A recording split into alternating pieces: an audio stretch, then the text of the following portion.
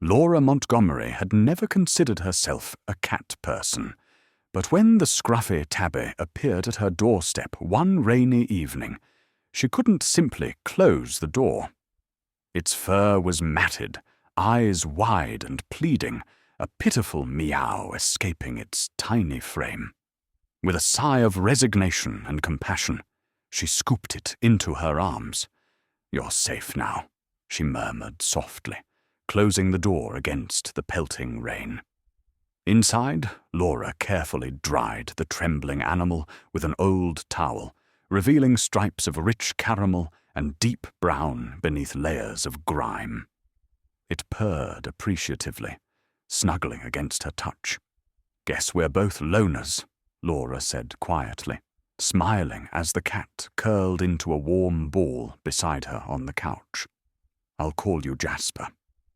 The next few days were serene. Laura, an artist who worked mostly from her cottage at the edge of town, found Jasper's company surprisingly comforting. He would quietly watch her paint, occasionally pawing curiously at her brushes and paints. Then, exactly 5 days after Jasper's arrival, Laura's quiet morning shattered with a loud pounding on her front door. Startled, she hurriedly wiped paint from her hands and opened it to a chilling sight. A group of stern-faced individuals dressed in pristine white hazmat suits, their eyes hidden behind reflective visors. "Ms. Montgomery, please step aside. We need to enter your premises immediately," a muffled voice commanded firmly from behind the mask. Laura stepped back, alarmed and bewildered. "Wait! What is this about? Who are you?" Another suit stepped forward, his voice softer, yet no less authoritative. "CDC, ma'am. There's a potential biohazard linked directly to your residence. We've traced a significant biological anomaly to your property." Her heart skipped. "Biological anomaly? You must have the wrong house." "No mistake," the officer insisted, lifting a handheld device that beeped rhythmically as he aimed it into the cottage. "Please, stand clear." 2 others pushed past her, gently yet firmly, heading straight towards the living room. Laura's panic rose sharply when she saw them corner Jasper, who hissed loudly and arched his back defensively. "Wait! What are you doing?" Laura rushed forward, but a strong hand held her back. "Ma'am, the animal must be contained. It's for your safety and the safety of the community." "Contained? He's just a stray cat." "That's not just any cat," the official said gravely. "It may be the key to something we've never encountered before."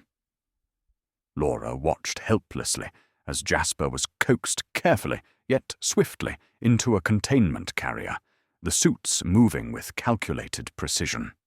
Tears welled in her eyes, confusion and fear overwhelming her. "Where are you taking him?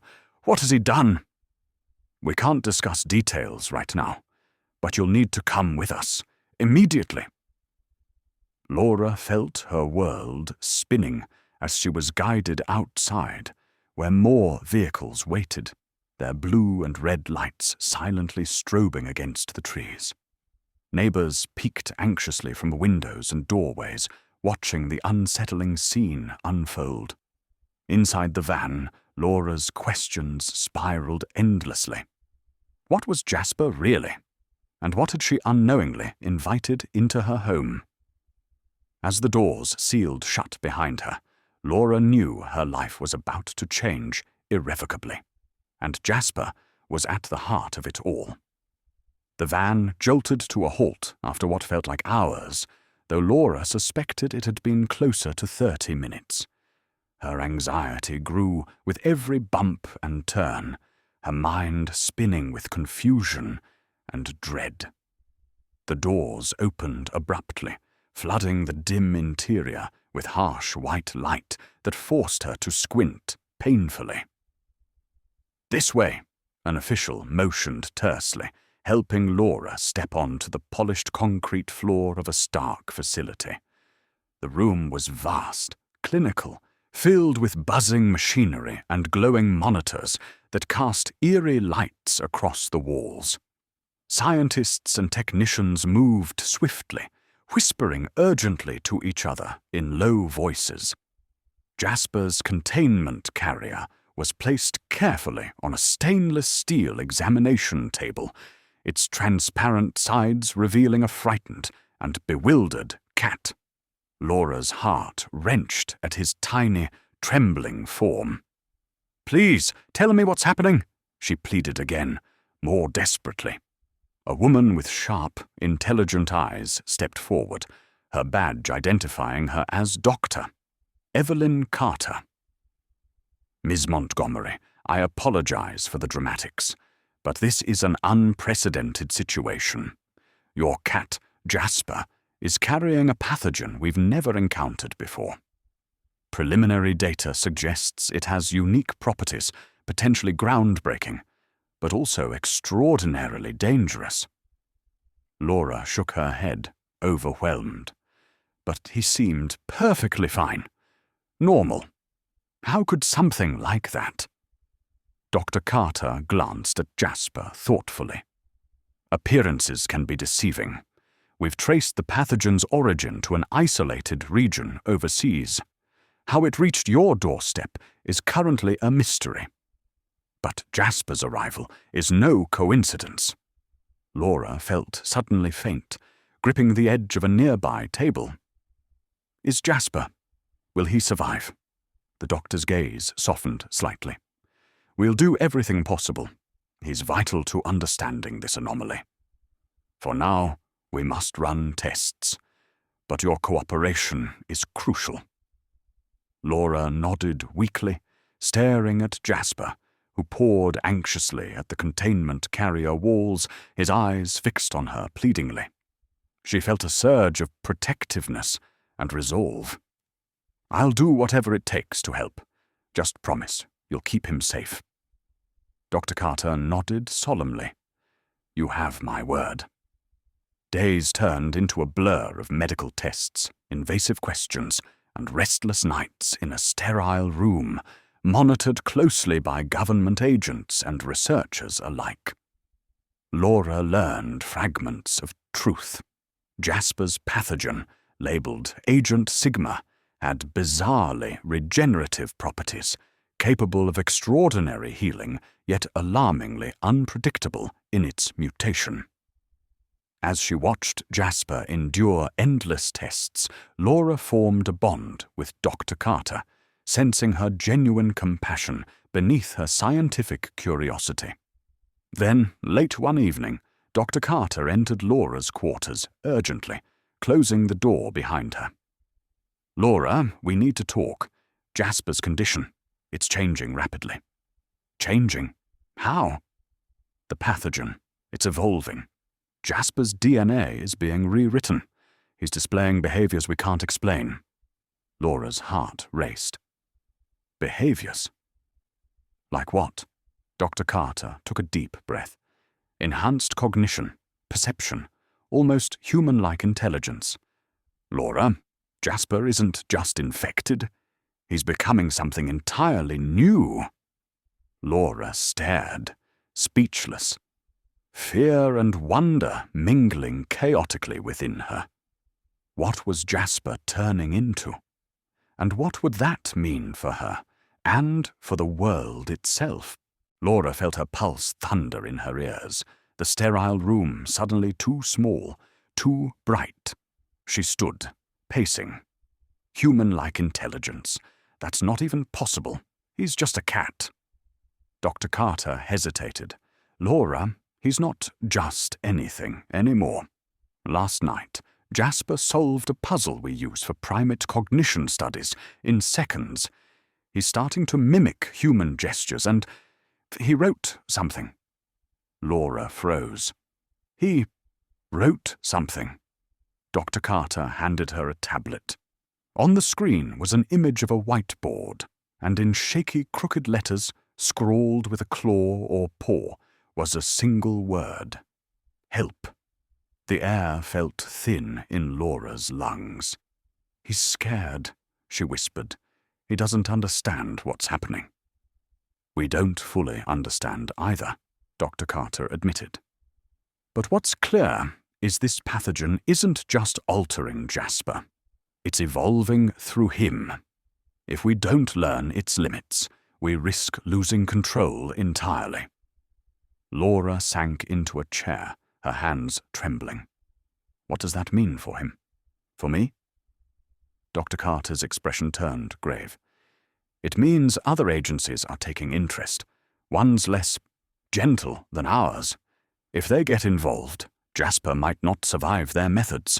We need to work fast." A sudden, sharp knock interrupted them.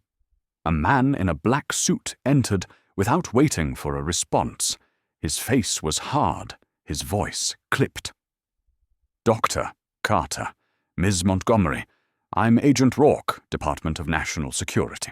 Effective immediately. Jasper is under our jurisdiction." "No," Laura blurted out, standing between him and the door. "He's not a weapon. He's my cat." Agent Rourke's cold gaze fixed on her. "He's not just your cat anymore. He's a potential threat to national and global safety." He turned to Carter. "Prepare the subject for transfer." Dr. Carter's jaw tightened, but she didn't move. "Rourke, this is premature. Jasper's stable. He's communicating. Exactly why we're stepping in," Rourke interrupted. "We can't allow a bioengineered intelligence of unknown origin to stay in a civilian research unit. If he continues to change, who's to say he won't turn hostile?" Laura's fists clenched. "You can't just take him like cargo. He trusts me." Rourke's lips curved in a humorless smile.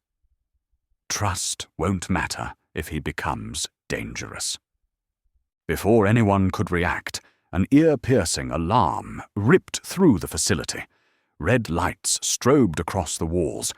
From somewhere down the hall, a door slammed, and a familiar voice, not quite human, not quite animal, echoed faintly. "Laura!" Laura's breath caught.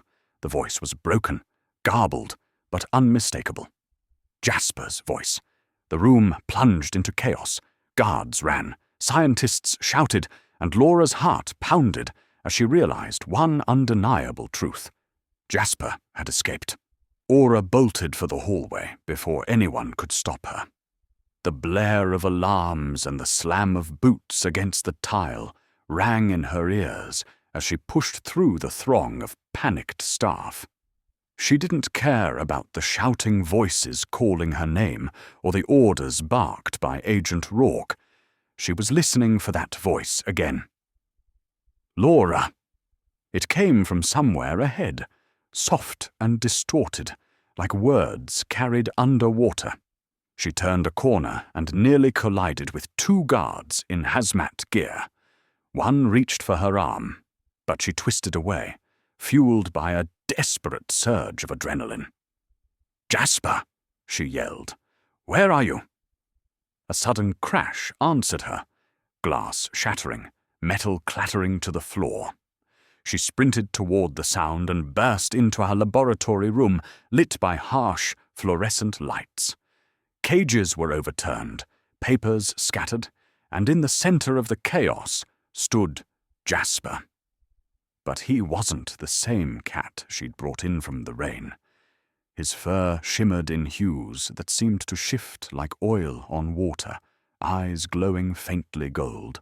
He stood taller on his haunches, paws splayed out as if balancing for the first time on unseen limbs of thought. And when his eyes met hers, there was recognition and something deeper. "Laura," he said again, the sound rough, scraped, but undeniably a word. She stared, breathless. "Jasper, oh my God." Behind her, a dozen boots stormed the corridor. Agent Rourke's voice barked. "Secure the subject, now!" Jasper's ears flattened, and he hissed, but not like any cat she'd ever heard. The sound was sharp and resonant, vibrating in the walls themselves. The fluorescent bulbs above flickered and buzzed, as if the hiss carried power beyond sound. Laura took a step closer, palms out. "Jasper, it's okay. I'm here." The cat creature tilted its head. His voice came again, halting. "Safe. With you." Before she could respond, the door burst open. Rourke charged in, weapon drawn, followed by a wave of armed personnel. "Stand aside, Miss Montgomery. This ends now." Jasper's pupils narrowed to slits. "No!" he rasped, and with an almost imperceptible gesture, every glass beaker in the room shattered at once. Screams filled the laboratory as guards shielded their faces. Laura dropped to her knees, shards crunching under her jeans. Her mind raced. Jasper wasn't just changing, he was awakening. "Jasper," she called over the chaos, her voice raw. "Come with me." For a heartbeat, the world seemed to hold its breath. Jasper looked at her, then at the soldiers closing in. His tail lashed once, twice, and then he leapt, not at her, not at the men, but straight through the high window, glass exploding outward in a spray of glittering shards. "Seal the exits," Rourke roared, but Laura was already moving. She didn't hesitate. She climbed over the wreckage and followed him, her only thought clear and fierce. She would find Jasper before they did. The night air hit Laura like a slap, cold, sharp, and smelling of rain-soaked asphalt. She landed hard outside the shattered window, knees stinging, but she was already scrambling to her feet. The facility loomed behind her, a monolithic block of concrete and glass, bathed in red emergency lights, alarms still howling from within. She scanned the darkness. "Jasper!" The forest began only 100 yards away, dense and black under the moonlight. The perfect place to vanish. She sprinted toward the tree line, heart hammering, her breath ragged in her throat. Branches clawed at her arms as she plunged into the woods.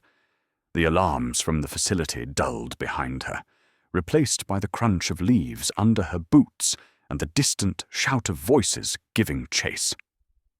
Every muscle screamed for her to stop, but she kept running, driven by one thought. Find him. A flicker of movement ahead, the shimmer of fur that wasn't quite fur anymore. Jasper. He slipped between trees like a shadow, his form almost luminous in the dark. He paused on a mossy rock, his golden eyes meeting hers.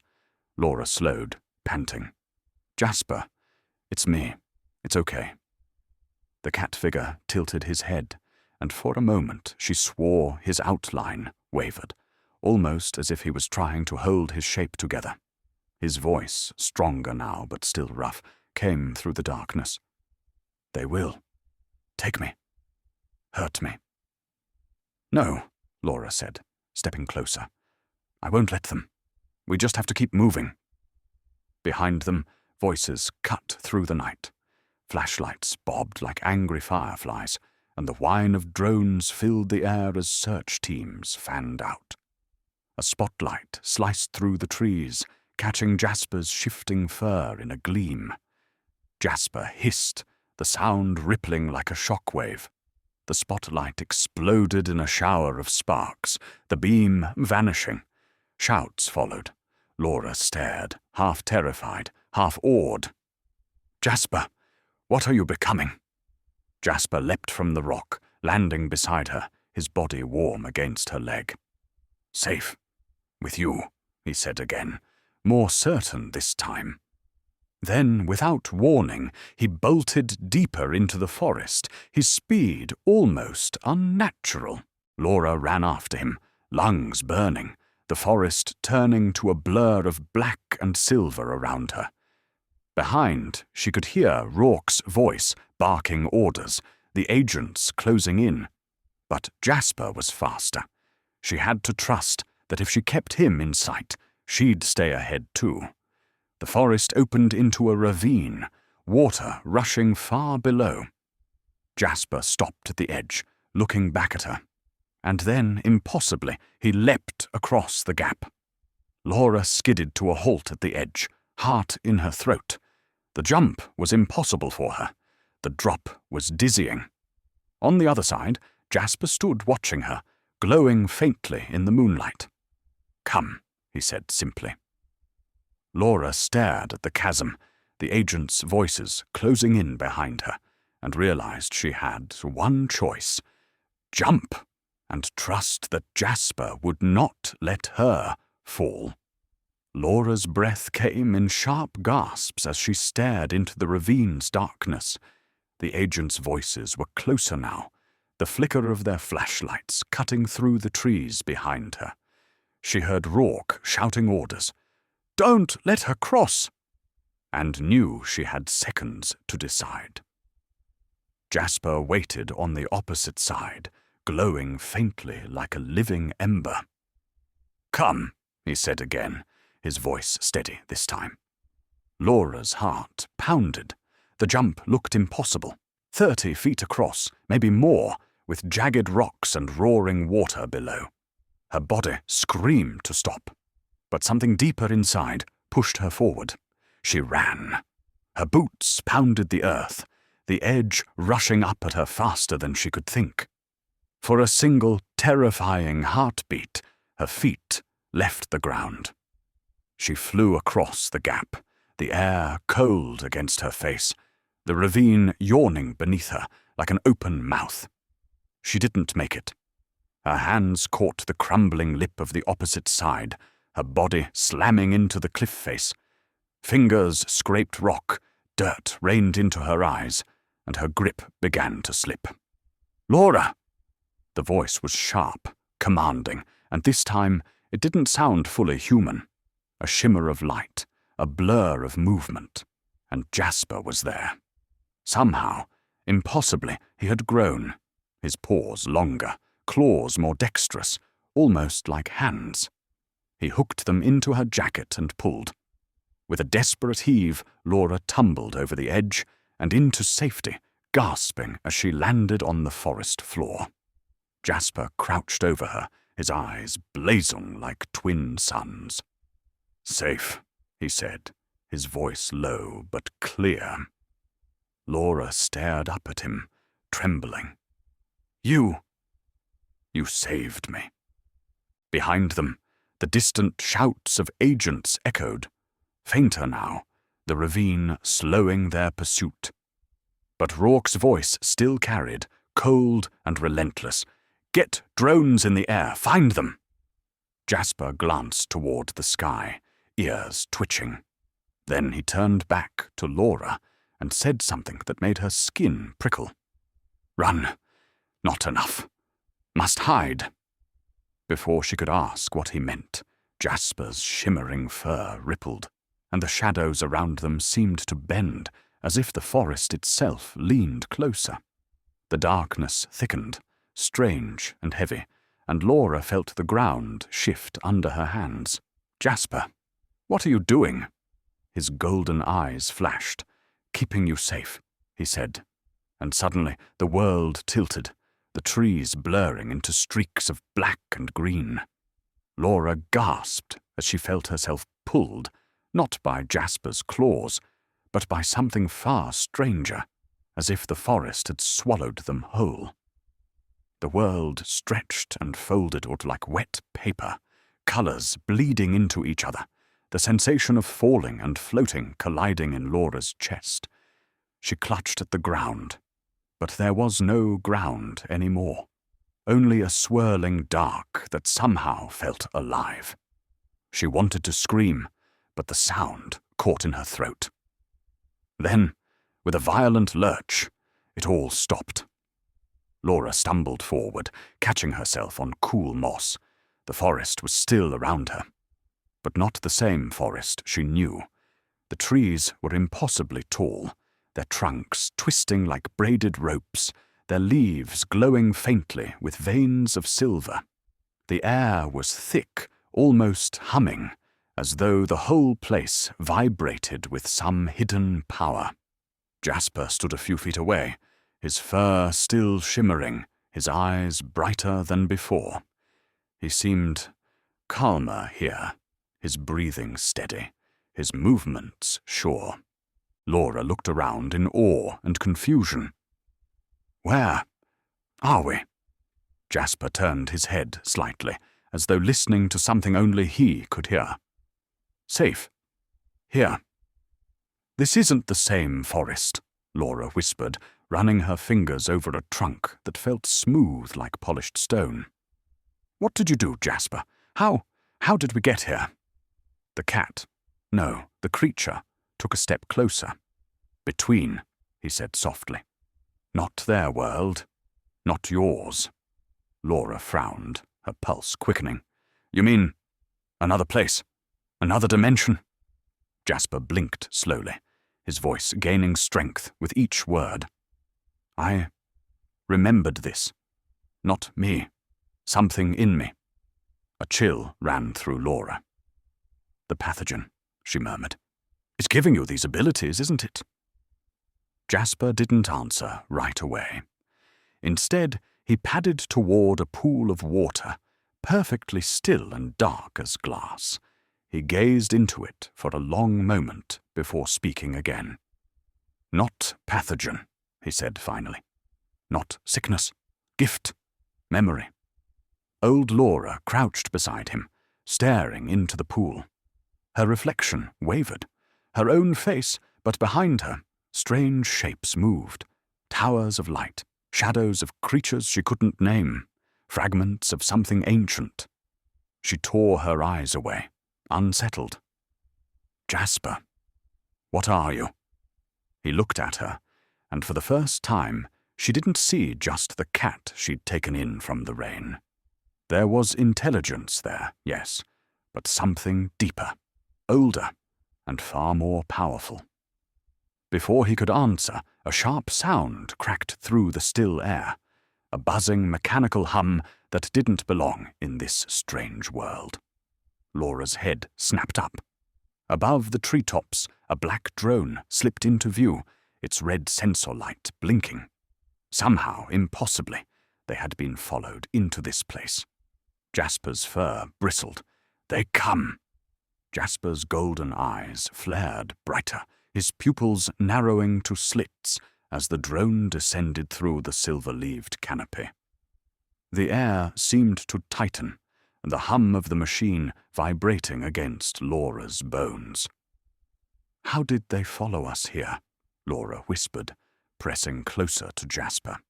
"I thought this place was hidden," Jasper finished, his voice low and tense, but not enough. The drone swooped lower, its red sensor light sweeping across the mossy clearing like a searchlight.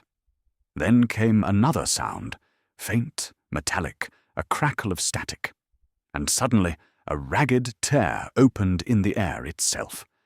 A jagged rip, like paper being pulled apart, appeared in the space between two of the towering trees. Through the rift stepped three figures. They were wrapped in black tactical suits that seemed to shimmer unnaturally in the between's strange light. At their center was Agent Rourke, his face grim and set, his eyes scanning until they locked on Laura and Jasper. "There's nowhere left to run," Rourke said, his voice oddly muffled by the distortion of this place. "Hand over the subject." Laura stepped in front of Jasper instinctively. "He's not a subject. He's not your experiment." Rourke's expression didn't change. "He's more dangerous than you can comprehend. You've seen what he can do. You've seen what he's becoming." He raised one gloved hand. Behind him, the tactical figures unslung strange, sleek weapons that hummed faintly, unlike anything Laura had seen in the normal world. Jasper hissed, his fur rippling in waves of shifting color, the glow around him intensifying. The very ground beneath Laura's feet seemed to hum in response. "No," Jasper said. Not just a word, but a resonance that made the air tremble. The weapons powered up, a whine growing sharper. Rourke barked, "Contain him!" Now. Before they could fire, the trees moved. Their twisted, rope-like trunks bent and coiled like serpents, silver-veined leaves shaking violently. Branches shot out like spears, slamming into the ground between the soldiers, sending them sprawling. One weapon discharged, its bolt sizzling through the air and burning a line across the moss. But it missed Jasper. Laura's eyes widened. "Jasper, you're controlling it. The forest." Jasper didn't look at her. His voice deepened, almost layered, as if more than one voice spoke through him. "They should not be here." The ground cracked under the intruder's feet, roots twisting like live cables, yanking one soldier's weapon away and dragging another into the earth up to his knees. Rourke stood his ground, but his face had gone pale. "Laura!" he shouted over the chaos. "He's not saving you. He's changing everything. You can't trust him." Laura turned to Jasper, her heart hammering. His eyes burned brighter, and for the first time she felt a twinge of unease beneath her roar. Jasper wasn't just defending her. He was remaking the world around him. "Jasper," she said softly, reaching for him. "Stop. Please." Jasper turned his gaze to her, and for a heartbeat, the glowing alien intelligence in his eyes softened. The writhing forest stilled, but the tension in the air didn't fade. Behind Rourke, the rift in the air widened, pulsing like a wound. More shapes were starting to form within the tear. Reinforcements. Jasper looked back at Laura. "They will keep coming," he said. His voice was almost a whisper, but it carried a weight that chilled her. "Unless I change more." Laura's breath caught. "What do you mean, change more?" Jasper blinked slowly, and the glow around him flared so brightly it cast shadows like daylight. Everything. The light spilling off Jasper was blinding now, a living sunrise in the heart of the strange between. The trees bent toward him as if in worship, their silver-veined leaves trembling in the electric air. Laura shielded her eyes, her voice raw. "Jasper, what are you doing?" Jasper's form shimmered, his outline wavering between cat and something else entirely. Something taller, broader, its edges rippling like liquid metal. When he spoke, his voice carried harmonies, layers upon layers, both comforting and terrifying. "I can stop them, but the world will not be the same." Rourke's voice cut through the dazzling light. "Fire! Now!" The soldiers aimed their sleek weapons and unleashed a volley of energy bolts. The air crackled, heat searing the mossy ground where they struck, but none touched Jasper. The light around him thickened, a sphere of molten gold that drank up the attacks like water into sand. Laura stepped closer, ignoring the hiss of energy bolts around her. "Jasper, listen to me. You don't have to hurt them. There's another way." Jasper's eyes, no longer just golden, but swirling with color like distant galaxies, fixed on her. "Hurt? Number change." And then he moved. It wasn't a leap or a run. It was a ripple, as if reality itself folded around him. One moment, Jasper stood beside her. The next, he was in the center of the soldiers. The light burst outward in a wave that knocked the weapons from their hands. They didn't scream. They simply froze, caught in the glow, their bodies stiff, their eyes wide. Laura's breath caught in her throat. "Jasper, stop!" But the wave didn't stop. It rolled outward, touching the rift, the edges of the between itself. The tear in the air convulsed violently, then split wider, an ugly, gaping wound to the other side. More figures were moments from stepping through. Jasper's voice boomed. "No more!" The light surged, consuming the tear. The reinforcements vanished, their silhouettes snuffed out like candle flames. The wound sealed with a hiss, and then the light turned inward. Laura shielded her face as the brightness became unbearable. And then silence. When she opened her eyes, the soldiers lay on the moss, breathing. But still, their weapons melted into harmless lumps of metal. Rourke stood frozen, his eyes wide, his face pale, as though he had seen something too vast for words. Jasper stood in the clearing's center. He was still a cat, but he wasn't. His fur no longer shimmered. It glowed softly, like embers under ash. His form had settled into something almost familiar, but the air around him pulsed with quiet power. Laura stepped toward him, her voice trembling. "Jasper, what did you do?" He turned his glowing eyes on her, and for the first time his voice was clear, no rasp, no distortion, just words. "I made them. Forget." Laura blinked. "Forget?" Jasper glanced at the soldiers, their faces now blank, dazed. "Who I am, what they saw, where we are. They will not come back." Rourke stared at Jasper, his lips parting like he wanted to speak, but nothing came out. His gaze was hollow, empty of intent. Laura felt her knees weaken. "Jasper, that's incredible, but—" She swallowed, looking around the glowing forest. "You changed them. Can you change everything?" Jasper tilted his head, his eyes softening.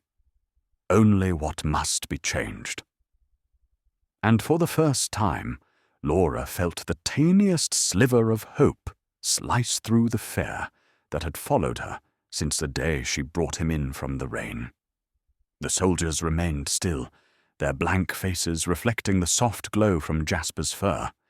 The air smelled charged, like the moment after lightning strikes. Laura's heartbeat slowed, but her mind spun faster. She turned to Jasper, still trembling. "You said you can change what must be changed. But what does that mean? What's next?" Jasper blinked slowly, the glow in his eyes dimming to a steady, gentle light. "This place. Between. Not safe for you. Not safe for them." His voice now held clarity, words forming more naturally with each sentence. "We must close it." Laura glanced around the otherworldly forest, the towering braided trees, the shimmering leaves, the moss that pulsed faintly under her feet. "Close it? But will we get back?" Jasper's tail swayed once, deliberate. "Yes, but when we leave, this path will be gone." He looked past her, toward the soldiers who stood dazed, their weapons melted into puddles of metal. "They will return to their world as if they chased shadows." Laura bit her lip, uncertainty and awe mingling in her chest. "And what about you?" For a moment, Jasper didn't answer. Then he padded closer, sitting at her feet, tilting his head up to look at her. "I go with you. But I am not what I was." Laura knelt, resting her hand on the warm glow of his fur. "You'll always be Jasper to me." The cat's eyes softened, and for a brief moment Laura saw the same creature who had once curled up on her couch, damp from the rain, purring softly. But then the ground beneath them began to hum. The air thickened again, a pressure building that made the trees creak and groan. The sky above the between dimmed, colors draining into a vortex of shifting shadows. Jasper stood, fur rippling with energy. "Step close. Hold on." Laura wrapped her arms around him as the forest's glow condensed into a single, blinding point. The ground dissolved beneath her feet, the air ripping apart around them. It felt like being pulled through the eye of a storm. And then, silence again. Laura blinked, coughing as real, cold night air filled her lungs. They were back. The familiar forest outside the facility stretched around her, dark and quiet, as though nothing had happened. The alarms were silent now, the flashing lights gone. The soldiers who had followed them were gone too, the ground where they had stood untouched. Only Agent Rourke remained, sitting on a rock, staring at his own hands like he didn't quite remember what they were for. Laura glanced down at Jasper. He was still glowing faintly, though dimmer now, as if the light inside him had been banked like a fire. He looked up at her, and for the first time he spoke without hesitation, his voice low but certain. "It's done." Laura swallowed. "What's done?" Jasper looked toward the trees. "The between is closed. They won't come again. But—" His voice trailed off, and for a moment he looked almost sad. "Something else may wake." A chill ran through Laura. Something else? Jasper only blinked slowly, then rubbed his head against her hand, like an ordinary cat, as if to remind her he still was. Laura held him close, heart pounding, knowing their story was far from over. But for the first time, she didn't feel afraid of what came next. A faint breeze whispered through the ordinary forest, rattling branches and stirring the fallen leaves. But to Laura it no longer felt like the same world she had left. Every shadow seemed deeper, every sound sharper, as though something unseen lingered just beyond her senses. Jasper's words hung between them, heavy. "Something else may wake." Laura crouched beside him, searching his golden eyes for answers. "What does that mean, Jasper? What could wake?" Jasper's tail flicked once, and for a moment his glow dimmed almost to nothing. "I closed the between. I sealed the paths they used, but in doing so, I disturbed the roots." "The roots," Laura repeated, frowning. Jasper padded toward a fallen log, his paw steps silent despite the crunch of leaves. He sat there, gazing out at the trees. The between was not just a place. It was a knot, a tangle of many paths. Now the knot is gone. The threads will move. Laura's skin prickled. Threads that lead to what? Jasper looked up at the night sky, where stars glittered faintly between the branches. "Things older than me. Older than this world." Her breath caught. "Older than—" She stopped herself, afraid to finish the thought. The sound of crunching leaves broke the tension. Laura turned sharply to see Agent Rourke, still sitting on the rock where they had left him, slowly blinking like a man waking from a dream. He looked different now, calmer, lost, as if his rage and certainty had been washed away. He raised his head. "What happened?" he asked softly, voice almost childlike. Laura tensed, ready for another confrontation, but Jasper simply stared at him. "He remembers little," Jasper said quietly. The light took his fear, his anger, but he feels the change.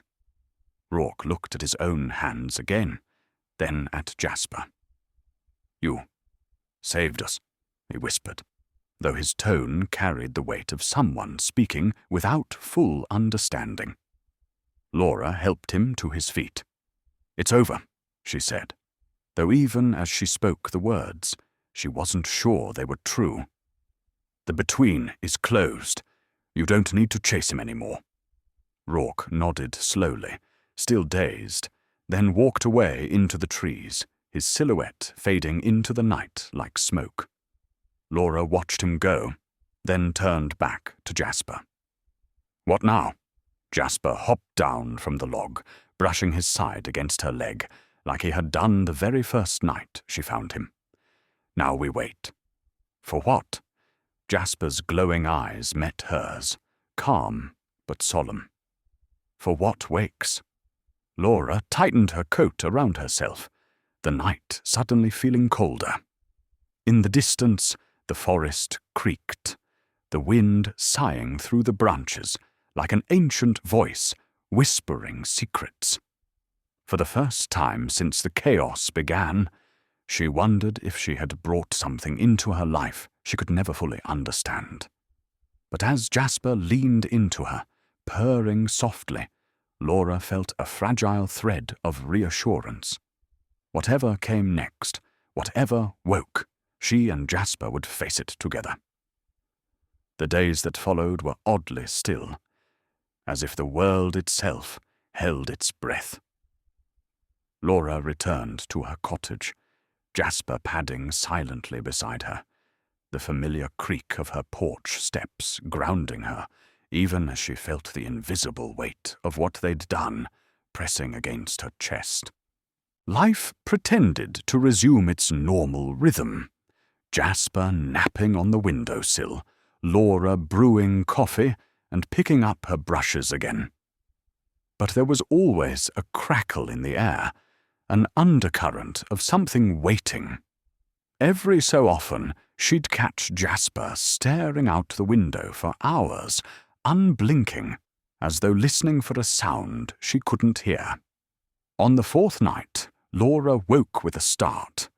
The cottage was dark, moonlight pooling in faint silver squares across the floorboards. Something had pulled her from sleep, a sound, faint and low, like distant thunder. But when she listened harder, she realized it wasn't thunder. It was humming. Jasper sat at the end of her bed, fur faintly glowing, ears twitching. "Do you hear it too?" she whispered.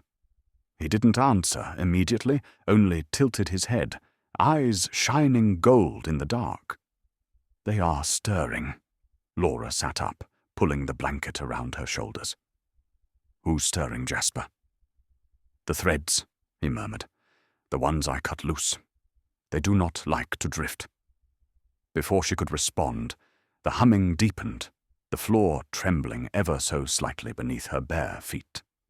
A glass on her nightstand rattled, its surface quivering. Laura grabbed her robe and followed Jasper to the window. Outside, the forest was alive. Trees swayed violently, though there was no wind.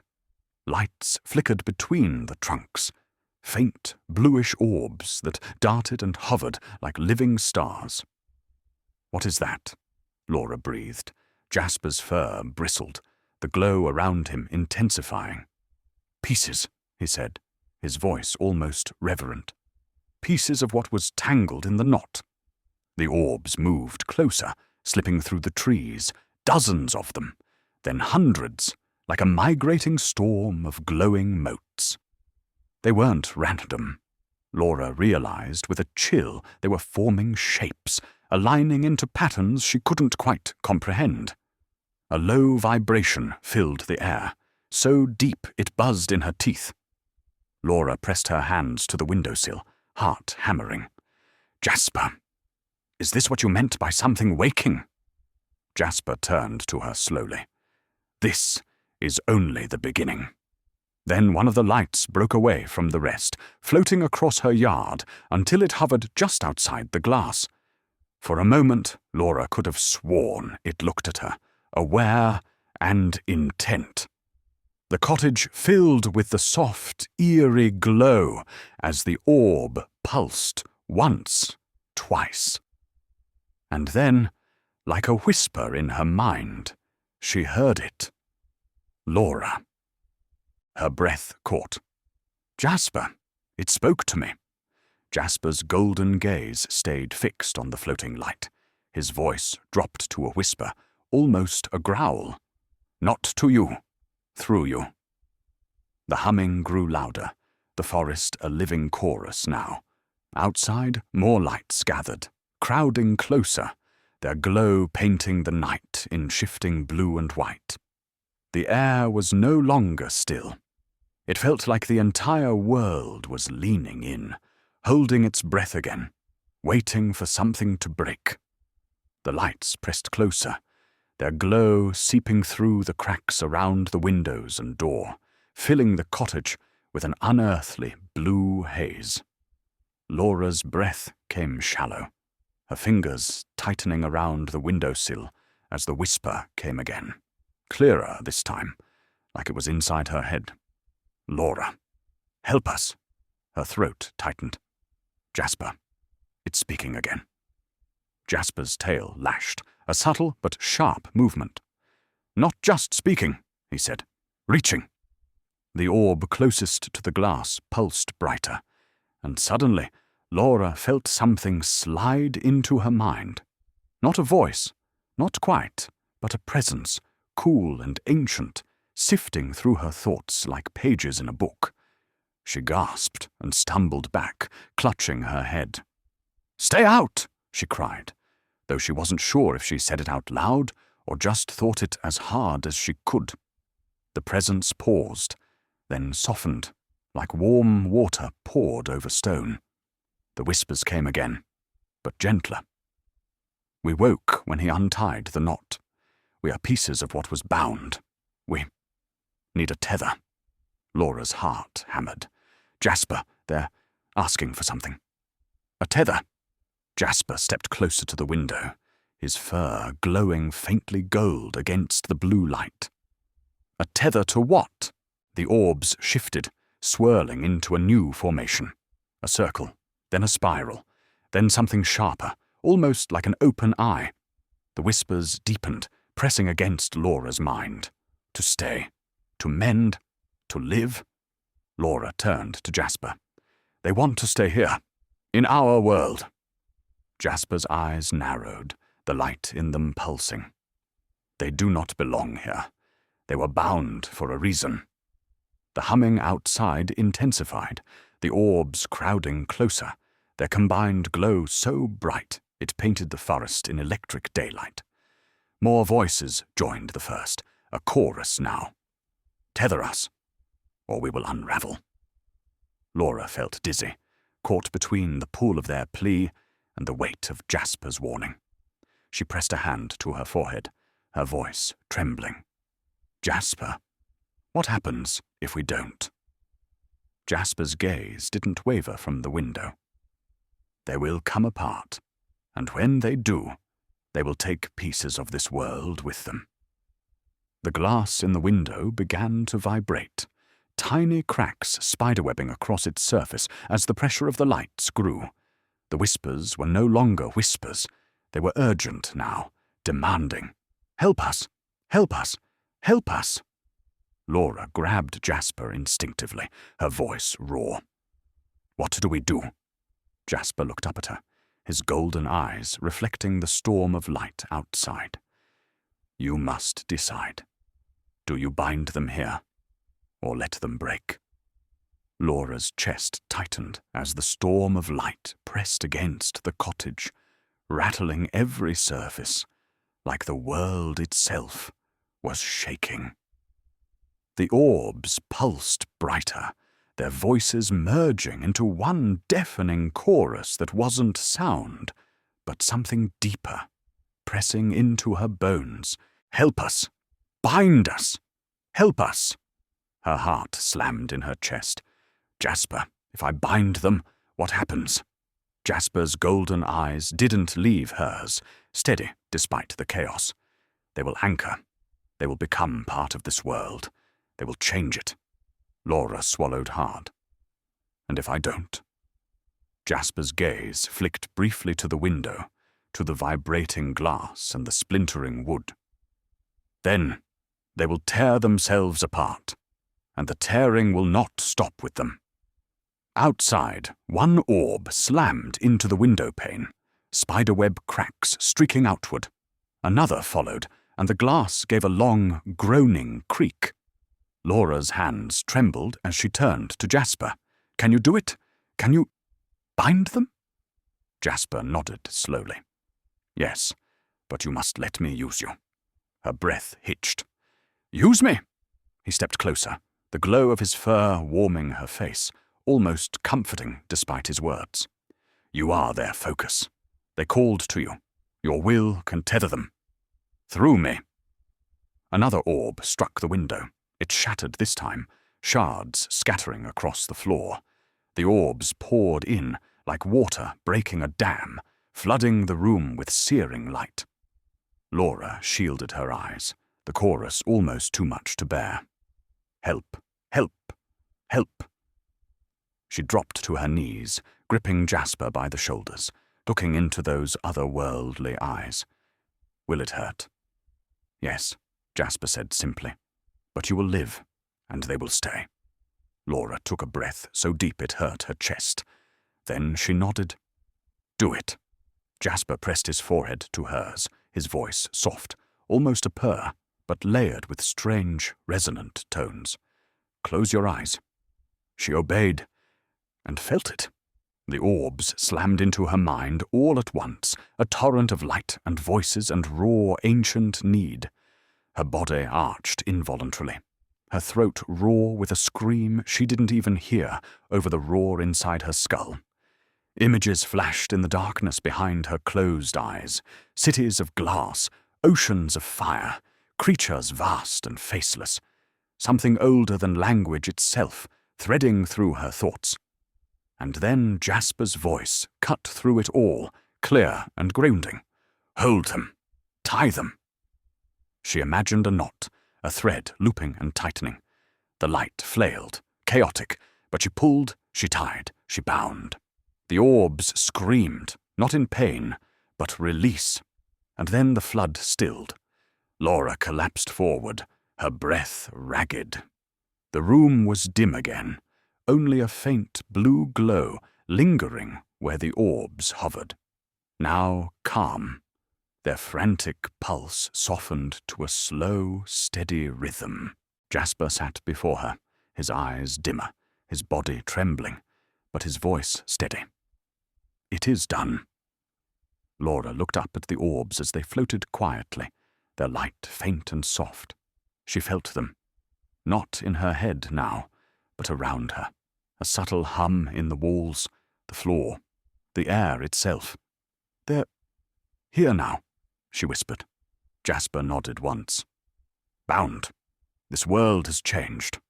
Laura stared at him, her voice trembling. Is that good or bad? Jasper's glowing eyes held hers for a long, unreadable moment. Then he said softly, both. Laura woke the next morning to silence so deep it almost hummed. The cottage looked the same, yet every corner seemed subtly altered, as though reality itself had been rearranged during the night. The air had a faint shimmer, and the soft blue glow of the bound orbs lingered, pooling in the corners, like dew. Jasper lay, curled at the foot of her bed, but he wasn't sleeping. His golden eyes were open, unblinking, scanning the air as though he could read something she couldn't see. Is it over? She whispered. Jasper stretched, his body long and graceful, but his voice carried a quiet weight. Number it has begun. Laura sat up, rubbing her temples. Her mind still ached faintly from the night before. Echoes of alien images and voices flickered at the edge of her memory. She rose, stepped to the window, and froze. The forest outside was wrong. Trees had grown taller overnight, their bark braided like rope, leaves shimmering faintly with veins of silver, just like the between. The grass rippled as though breathing. Birds sat silently on branches, watching her with eyes that now glowed faintly blue. Oh my God, Laura whispered. It's spreading. Jasper padded to her side, tail swaying. They are here now. This world feels them. It will shape itself around them. As she watched, one of the orbs floated lazily past her window. It pulsed softly, then darted toward a withered plant in her garden. Where it touched, the plant bloomed violently, twisting upward in seconds, flowers erupting in strange, luminous colours she'd never seen before. Laura stumbled back. Jasper, what does this mean for people? For the town? Jasper's eyes flicked to her, calm but unflinching. Some will see beauty, some will see threat. Both will be true. Her phone buzzed on the table. A local news alert. Laura snatched it up, scrolling through shaky cell phone videos already flooding social media. Trees sprouting strange lights in the park. Rivers turning glassy blue overnight. A farmer holding up an apple the size of his head, its surface glowing faintly like a lantern. The world had noticed. Jasper leapt onto the table, peering at the phone, as if he understood the images. "They will come again," he murmured. "Not the ones from before. New ones. Different ones. They will want to control this." Laura's stomach knotted. "The government?" Jasper tilted his head. "Them and others. Everyone who sees power." She looked around her tiny cottage, the glowing plants in her yard, the faint hum of the orbs in the air, the cat who was no longer just a cat, and felt the weight of it settle over her. Her home wasn't hidden anymore. The whole world would come looking. Jasper brushed against her hand, his voice low but steady. "We must be ready." Laura nodded, her throat dry. Outside, the blue glow in the trees deepened, and a new sound rose, a faint chorus of whispers drifting on the wind, like the orbs were speaking again. But this time, the words were different. This time, they weren't asking for help. They were saying a name. Laura. Laura froze at the window, the sound of her own name threading through the wind like a song. It wasn't loud, not really. It didn't need to be. It pressed into her, warm and insistent, as if the forest itself was speaking. She whispered back, almost afraid to break the moment. "What do they want from me?" Jasper leapt onto the windowsill, tail curling neatly around his paws. His glowing eyes met hers, and for once there was hesitation there. "They called to you before. They used your will to bind. Now they seek more." "More?" Laura's breath hitched. What more could they want? Outside, the orbs began to drift closer again. Small ones, pale blue and soft like candle flames, and larger ones, darker and pulsing with a heavier glow. They formed vague shapes in the trees, outlines of hands, of eyes, of faces that were almost human, but not quite.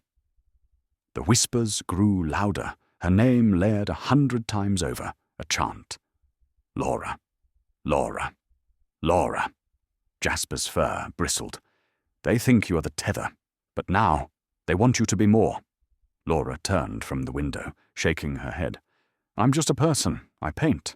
I take care of a cat. I didn't ask for this." Her voice cracked on the last word. Jasper moved to her side, pressing against her legs, his warmth grounding her. "Sometimes we do not ask. Sometimes we are chosen." The whispers shifted. Words formed clearer now, layered and echoing, as though 1,000 mouths spoke them all at once. Guide us, shape us, become our voice. Laura backed away from the window. They want me to lead them." The orbs pulsed, as if in answer. The air itself thickened, and for an instant the cottage walls seemed to fade, replaced by visions of vast, unformed landscapes, rolling silver plains, skies of living light, oceans made of mirrored glass.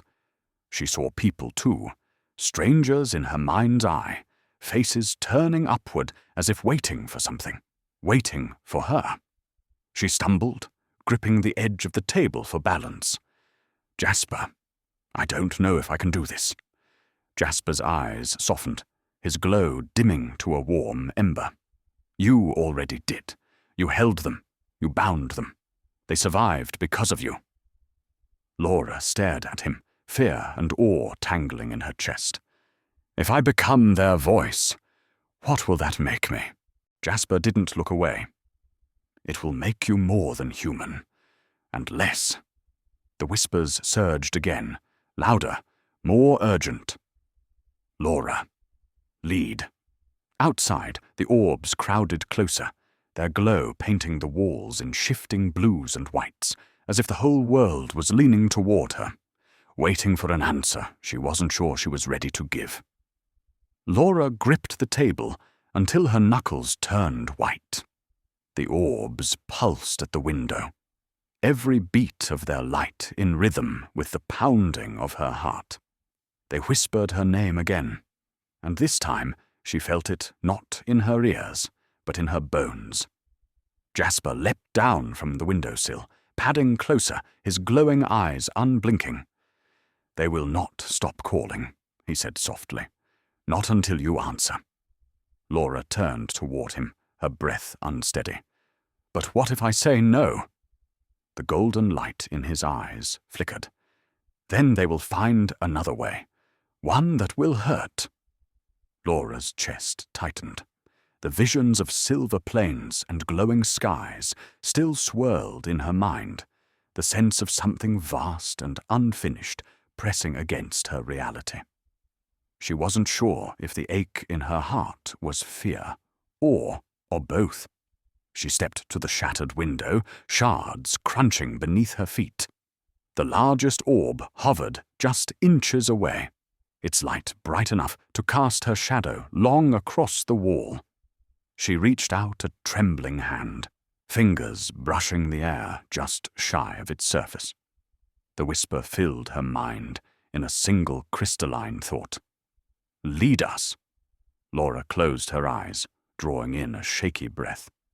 "If I lead you, if I become your voice, you can't just take from me. You have to give too. You have to promise you won't destroy what's here." The orb pulsed, and suddenly she felt it, an impression of a scent, a wave of warmth that coursed through her like sunlight breaking through clouds. "We promise."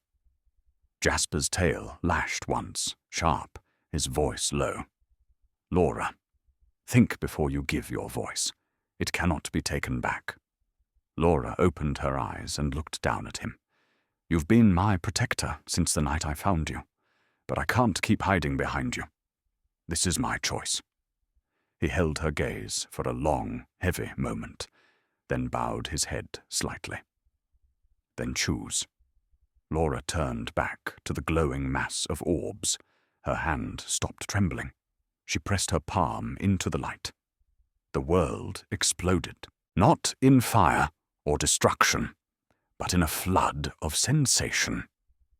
She felt every thread of the world at once, the soil under the forest, the roots weaving through it, the beating hearts of creatures sleeping in the dark.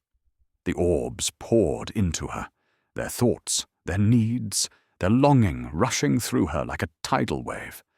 Her voice tore from her throat, not a scream, not a word, but a sound that vibrated the air around her. When the wave finally ebbed, Laura opened her eyes. Her breath came in hard gasps, and her body shook, but she was still standing. And the room was still. The light from the orbs softened to a gentle glow. Jasper stared at her. There was no fear in his eyes, only recognition, and something like reverence. "You did it," he whispered. Laura looked down at her own hands, still faintly glowing, veins traced in silver light that faded slowly under her skin. "I can hear them, all of them. They're quiet now, but they're there." The orbs floated back slightly, their light dim and calm, no longer pleading, waiting. Laura turned to Jasper. "I said yes."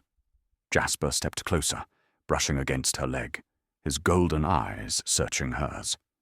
"Then the world will never be the same again." Laura felt her breath steady as the light in the room dimmed to a calm shimmer.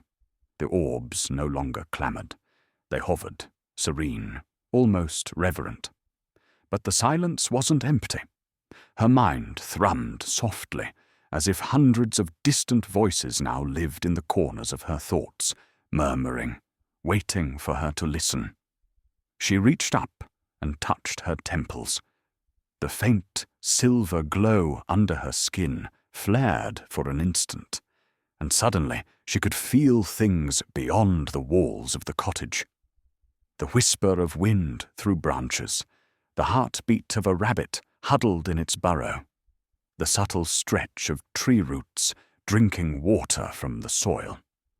It all pressed gently against her awareness, like she was standing at the edge of an ocean, her toes just brushing the waves.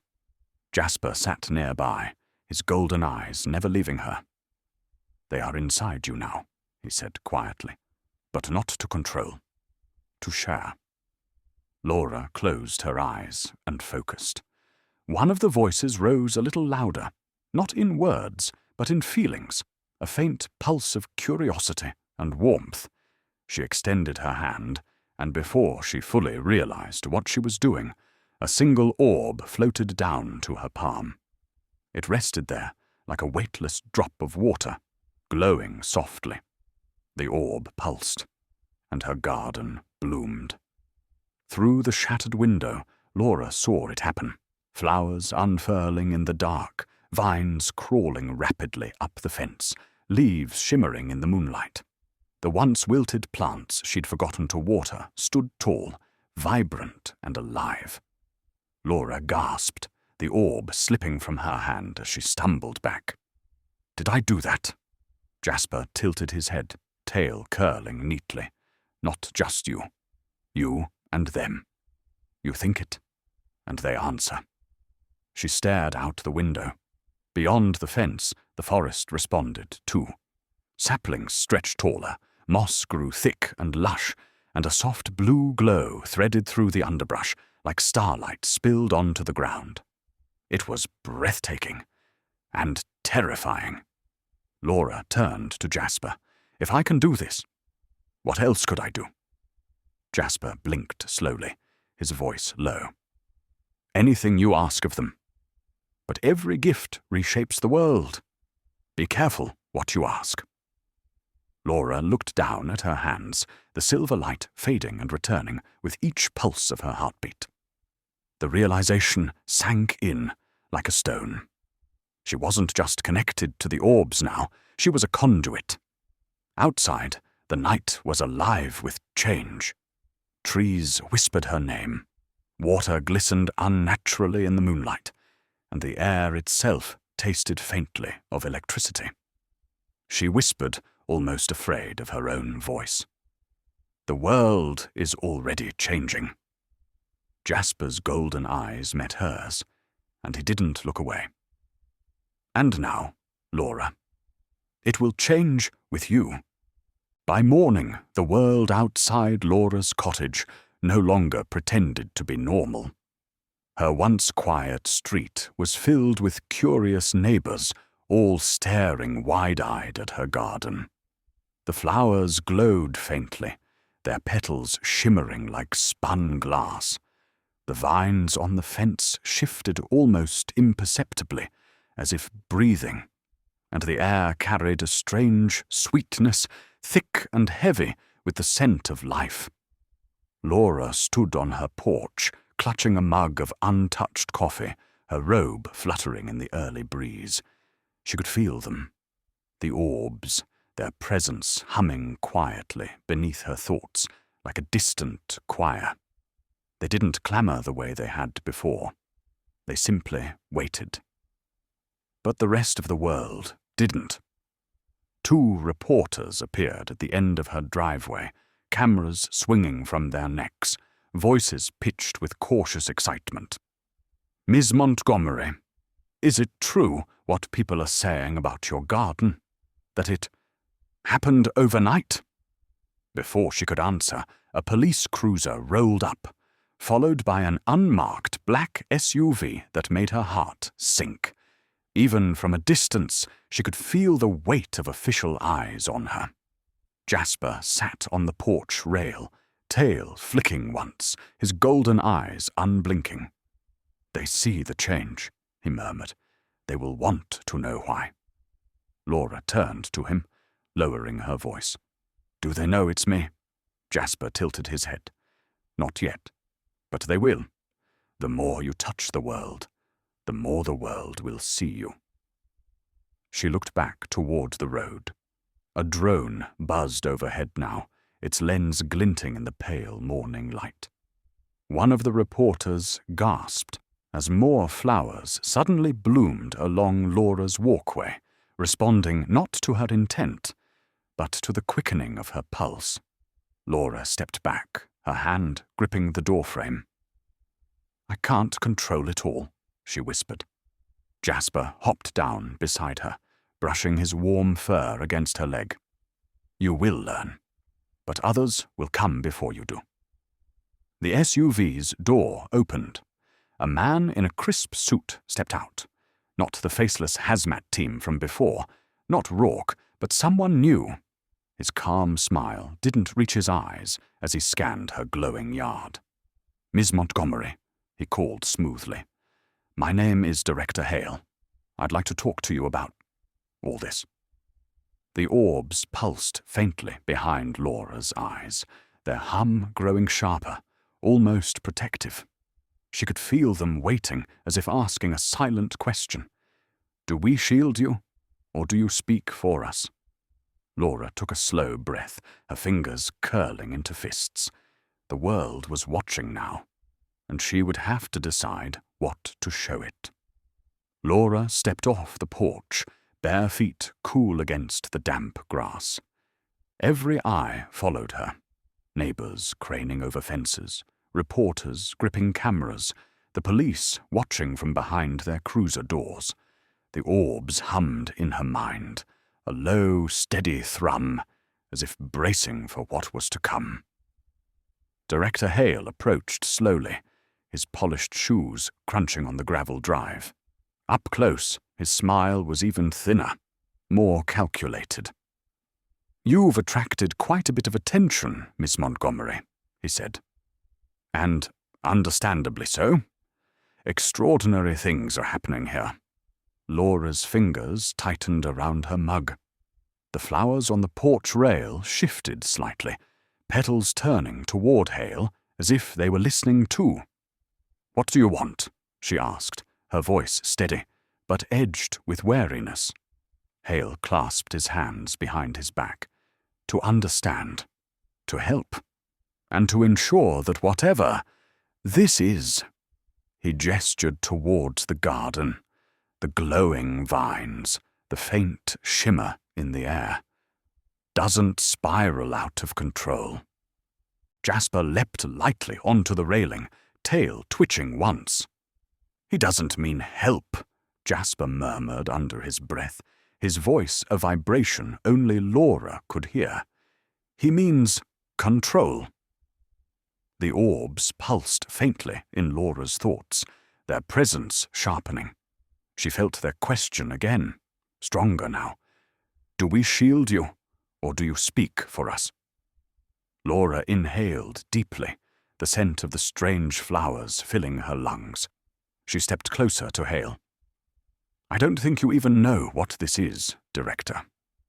Hale's calm expression didn't falter. "That's why I'm here, and why others will come. If you work with us, we can make sure this stays contained." Behind him, one of the reporters whispered to another, their camera flashing as they caught the moment Laura's shadow flickered, just for an instant, as if her outline wasn't entirely human anymore.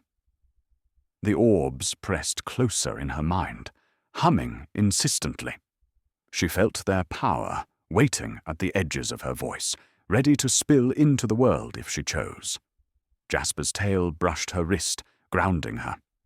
"Choose carefully," he said softly. "Words will be remembered. So will silence." Laura turned her gaze back to Hale. She felt the weight of every watching eye, every camera, every whisper of the orbs inside her head. Whatever she said next wouldn't just be heard. It would echo. She took a step forward, her voice calm, clear, and stronger than she expected.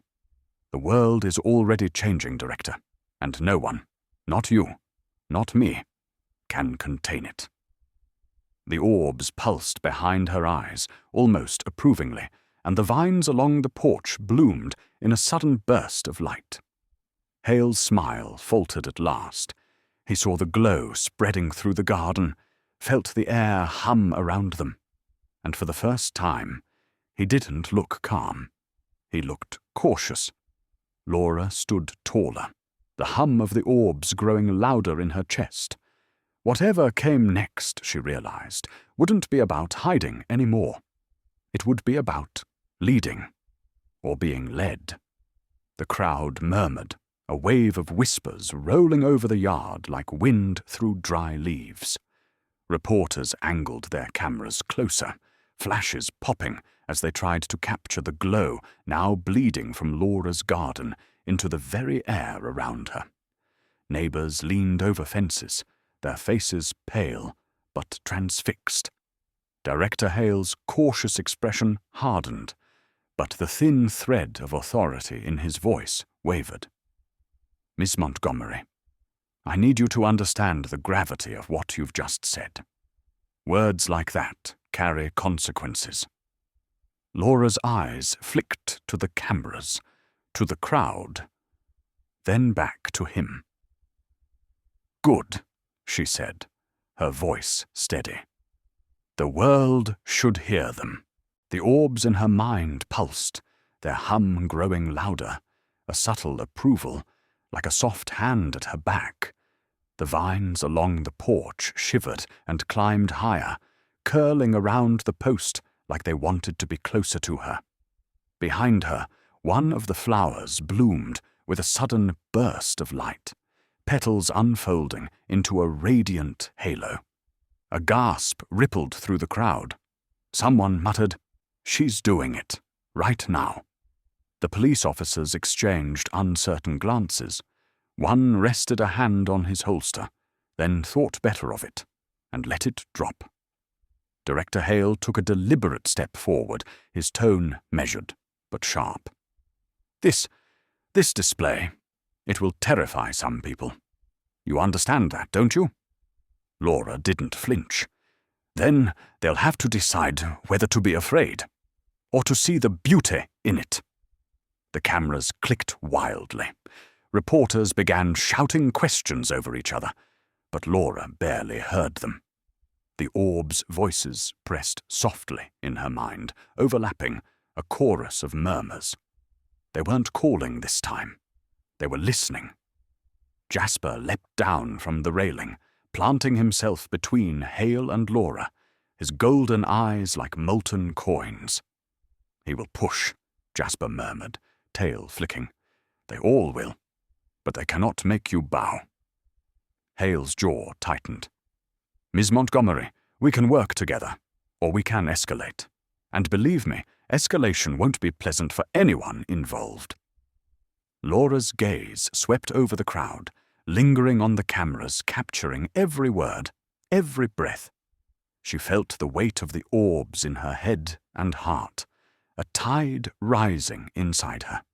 For the first time, she wasn't afraid of that weight. She let it fill her. "No," she said softly, but the word carried through the yard like a bell. "There won't be escalation. Not here. Not today." And as she spoke, the vines along the porch unfurled like banners, the flowers bursting into brilliant bloom. The crowd fell silent, stunned, and even Hale paused, his next words caught in his throat. Laura stood in that stillness, the hum of the orbs resonating with her heartbeat. The decision had been made. The world would hear her voice, and it would change because of it. In the days that followed, Laura's quiet cottage became the epicenter of a storm. News vans lined the dirt road, their satellite dishes pointed skyward, cameras waiting for a glimpse of the woman who had made flowers bloom on command. Helicopters circled above in the mornings, their distant thrum as constant as the humming in her mind. Articles flooded the internet. "Miracle Woman or Threat," read one headline. Another simply said, "The glow spreads," and it had. Overnight, the blue-silver shimmer that had begun in her garden crept outward. The trees lining her street grew taller, their bark braided and strange. Dandelions glowed faintly under moonlight. Even the rain seemed altered, thicker somehow, sweet on the tongue, leaving faint glints on every surface it touched. Neighbors alternated between awe and fear. Some brought offerings, candles, flowers, even handwritten notes asking for blessings. Others stayed shuttered inside, blinds drawn, whispering that the world was twisting into something unnatural. Through it all, Laura felt the orbs inside her. Hundreds, maybe thousands now, softly murmuring, listening, waiting. When she touched a leaf, it straightened. When she breathed deeply, the grass seemed to thrum beneath her feet. She was the tether. She couldn't unfeel that. Director Hale returned 3 times in as many days, each visit more pointed. "There are agencies asking questions," he said on his 3rd arrival, his calm voice fraying at the edges. "There are governments meeting behind closed doors. Laura, this can't remain informal. What you're doing, what you are, needs structure."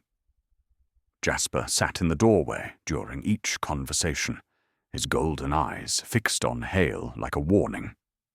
"Structure means chains," Jasper would say softly to her when Hale left. "Be wary of polite words." The pressure built. A senator mentioned her name on television. A popular talk show called her the Blooming Woman, and videos of her garden's nightly transformations flooded every social feed, stitched with music and captions like she was a myth come to life. But beneath the fame and the scrutiny, Laura felt something deeper, the threads of the orbs tightening, pulling at her. They had quieted since the binding, but now their whispers stirred again.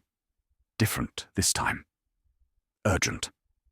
One evening, as dusk painted the sky, Laura sat on her porch with Jasper. The air shimmered faintly, the smell of strange blossoms thick around them. She closed her eyes, and the orbs spoke, not with words, but with a surge of feeling that nearly took her breath. They were warning her. Laura's eyes snapped open. "Jasper, they feel something coming." Jasper's fur rippled, and his tail lashed once. His voice was low, serious. "I feel it, too." Out past the last row of glowing trees, the night seemed darker than it should be, an edge of shadow creeping closer. The orbs inside her pulsed, uneasy. The world was still changing. And not all of it was hers. The shadow grew thicker each night, creeping closer, like ink spilling across the edges of a page.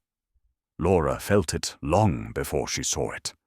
The orbs pulsed uneasily in her mind, their once soothing hum now laced with sharp, discordant notes. Every whisper came with a tremor of warning. By the 5th night, the signs could no longer be ignored.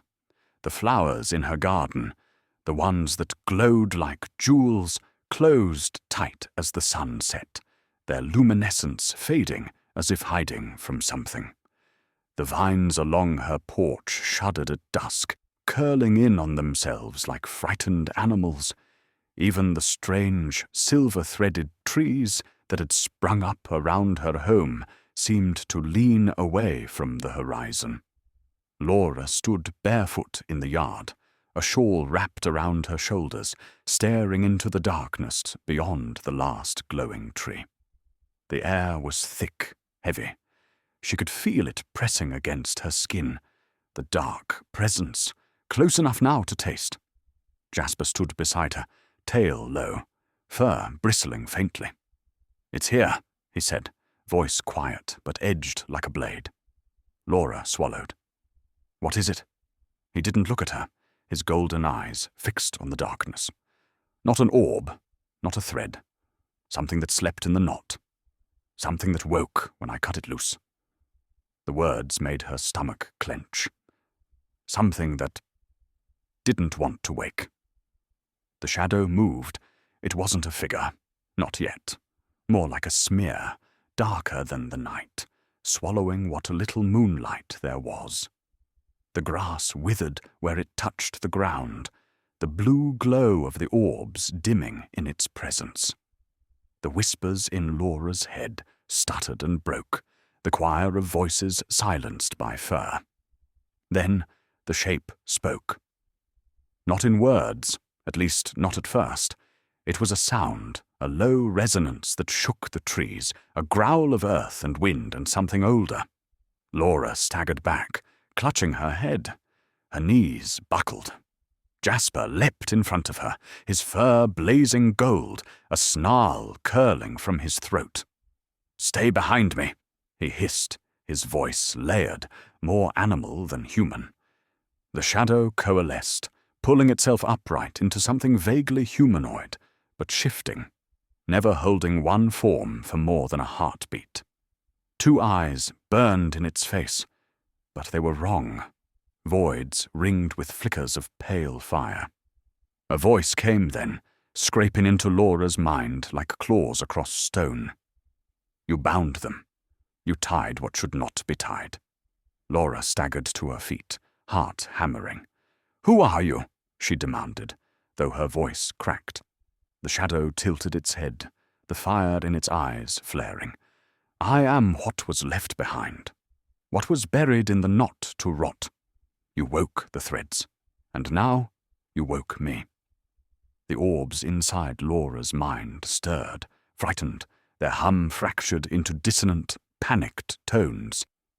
Jasper's body was taut, his fur a shield of light against the dark. The shadow took one step closer, the ground blackening beneath it. "You are their voice. Now you will answer for them." Laura's breath came in sharp gasps as the shadow's words sank into her mind like icy knives. The ground under her bare feet felt brittle, the life draining from the soil with every step the creature took toward her. Jasper's golden fur flared brighter, a shield of light forcing back the dark mist. "Stay back," he snarled, voice ringing with a strange authority. "She owes you nothing." The shadow rippled, its shape shifting, a gaunt figure 1 second, a hulking beast the next. The void eyes locked on Jasper. "You were the blade that cut the knot. This is your doing."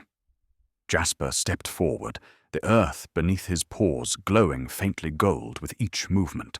"I freed what was bound, but I did not invite you." The shadow laughed, not a sound, but a jagged vibration that made Laura's teeth ache. "It doesn't matter who invited me. I'm awake." Laura found her voice, though it shook. "What do you want?" The creature turned its flickering gaze on her. The air thickened, pressing against her chest like a stone. "Balance was broken when you tied them to this place. I want it restored." Laura's heart pounded. "Restored? How?" The shadow's outline solidified for a heartbeat, long enough to see the suggestion of claws and an endless, gaping mouth. "Unbind them. Tear the tether. Let them scatter back into the void where they belong." Laura felt the orbs in her mind recoil, their hum rising in panicked, discordant bursts. She could feel their fear, their plea. "Don't let go." Jasper crouched low, his fur sparking with golden fire. "If she does that, they'll be destroyed." The shadow's form surged, towering higher, swallowing more of the moonlight. "Then let them be destroyed, or this world will drown in them." Laura stepped back, the voices of the orbs pressing against her thoughts like frightened children. She could feel their warmth, their need. They were alive in ways she couldn't deny. Jasper growled, a sound so deep it made the ground tremble. "You will not touch her." The shadow tilted its head, eyes burning brighter. "Then defend her. But know this." It stepped closer, and the grass beneath its feet shriveled into ash. There is a price for every knot tied, and every thread pulled. The dark surged suddenly, reaching like claws toward Laura. Before she could scream, Jasper launched himself forward, his light colliding with the shadow's darkness in a blinding explosion that shook the entire clearing. The blast tore through the clearing, a violent collision of gold and black that sent shockwaves rippling through the ground. Laura was thrown backward, her body slamming against the trunk of a tree. Pain flared in her ribs, but she barely noticed it. Her eyes were locked on the chaos unfolding before her. The air was split between light and dark, Jasper's golden radiance clashing with the shadow's writhing void. Sparks of energy rained down, searing holes in the grass, scorching the bark of nearby trees. The sound was deafening, like thunder grinding against steel. Laura scrambled to her knees, shielding her face from the blinding flashes. "Jasper!" she screamed, though her voice was swallowed by the roar. Out of the maelstrom, Jasper's form broke free for an instant, his body larger now, fur blazing like molten metal, eyes twin suns. He leapt again, claws outstretched, raking through the shadow. Each strike tore slivers of darkness away. But the shadow was endless. For every tear, more poured back in. The creature's voice filled the clearing, a chorus of 1,000 jagged tones. "You cannot fight what has no shape. You cannot kill what has no end." Jasper struck again, his golden light flaring so bright it burned spots into Laura's vision. "Then I'll keep you from her," he roared, "even if I burn myself away." The shadow lunged, coalescing into a single towering form. It wrapped tendrils of darkness around Jasper, constricting, smothering his light. Jasper snarled, his glow flickering as the darkness tightened. Laura's heart seized. "No!" she shouted, scrambling to her feet. Her hands trembled, the silver glow under her skin flaring to life. She could feel the orbs inside her, their panic, their fear, their power. They were waiting for her to call. The shadow's voice hissed in her mind. "You tied the threads. You can cut them. Unbind. Undo. Or he dies." Jasper's eyes met hers across the chaos. His voice, strained but fierce, cut through the shadow's roar. "Don't listen. You are stronger than it." Laura's fingers dug into the soil, the hum of the orbs swelling in her chest until it was almost unbearable. She closed her eyes, focused on that hum, and let it out. A surge of light ripped through her, not gold like Jasper's, but a piercing silver that erupted from her hands, her skin, her very breath. It sliced through the clearing, through the tendrils binding Jasper, through the choking dark. The shadow shrieked, a sound of splintering stone and tearing metal as Laura's light slammed into it. The force broke its hold on Jasper, sending the creature reeling backward, its form splintering into shards of black mist. Jasper collapsed to the ground, chest heaving, his light dimming but steady. Laura stood over him, her hands still glowing like liquid moonlight, her heart hammering. The shadow pulled itself together again, smaller now, its edges fraying. Those void eyes burned hotter, focused entirely on her. "You think you've won. You've only made yourself a brighter target." Laura's voice didn't shake this time. "Then come for me," she said, her silver light still blazing. "But you'll never take them, and you'll never take him." The shadow hissed, its voice a jagged tear in the air.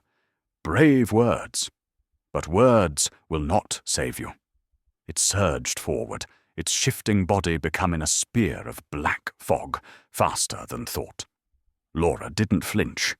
The silver glow under her skin roared to life again, flooding outward in a wave that met the shadow mid-air. The impact cracked the night like glass. She felt the force of it in her bones. The orbs inside her screamed, not in pain, but in power, pouring themselves through her, lending her every fragment of light they had. Her vision blurred white as she pushed harder, her voice rising into the clearing. "You will not take this world!" The silver light around her condensed, forming a shimmering barrier that bent the shadow back. The creature writhed against it, claws scraping at her shield, leaving streaks of black smoke. "You cannot hold me forever," it snarled. "I will find the frayed edge. I will unmake you."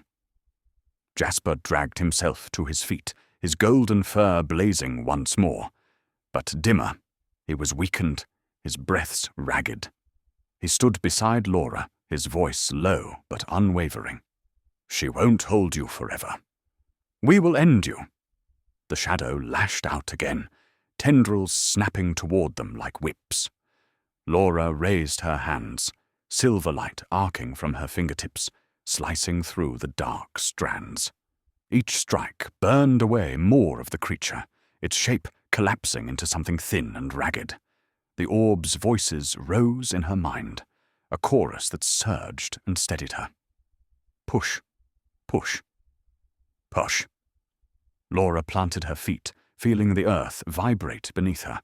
Her voice was clear, carrying more than just her words. It carried the will of every orb bound to her. Be undone. The silver light burst outward in a sphere, blinding and pure. The shadow howled, its body shredding apart, breaking into 1,000 slivers of black mist that scattered like ash on the wind. The void eyes lingered for one last instant, hateful and burning, before they too flickered out. The clearing fell silent. Laura swayed, breath ragged, the silver glow around her fading to a faint shimmer under her skin. Jasper pressed against her leg, his own golden light dim but steady. "You did it," he rasped. Laura scanned the trees. The shadow was gone, or at least gone for now. But she felt something in her chest, deep in the tether that linked her to the orbs, the uneasy knowledge that darkness like that didn't disappear. It only waited. She knelt, resting a trembling hand on Jasper's back. "If it comes back," she began. Jasper's eyes met hers, fierce, despite his exhaustion. "Then we'll be ready." Laura sank to the damp earth, her breath ragged as the last wisps of darkness dissolved into the night. The forest felt hollow for a moment, like the silence after a storm, when even the birds forget to sing. Jasper pressed close, his golden light faint but steady, his head leaning against her arm. "It's gone," he said softly, though they both knew the truth. They had bought time, not an ending. Then Laura heard it, the low thrum of distant engines. She looked up and saw lights bobbing through the trees, flashlights, dozens of them. The clearing filled with harsh beams as people in tactical gear poured in, followed by the unmistakable silhouette of news cameras carried on trembling shoulders. Someone gasped. "My God! What happened here?" The ground where Laura had unleashed her power still glowed faintly, cracks in the earth lined with silver light like veins of molten metal. Ash from the shadow drifted upward in lazy spirals, vanishing as it rose. A woman reporter stepped forward, camera rolling, her voice hushed but urgent. "Laura, Did you do this?" The orbs inside Laura stirred, their hum rising in her mind, gentle but insistent. They wanted her to speak, to lead. She looked around. The soldiers with wide eyes, the reporters whispering, the neighbors who'd followed the light here.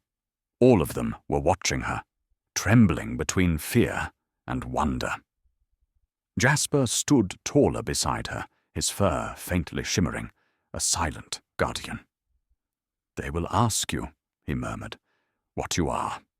They will ask what you intend, and they will not stop asking." Laura rose slowly to her feet, brushing dirt from her hands. She faced the crowd, the cameras, the world that had come to this strange, glowing place. Her voice was raw but steady.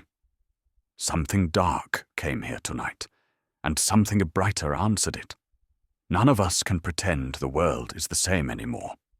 It's not."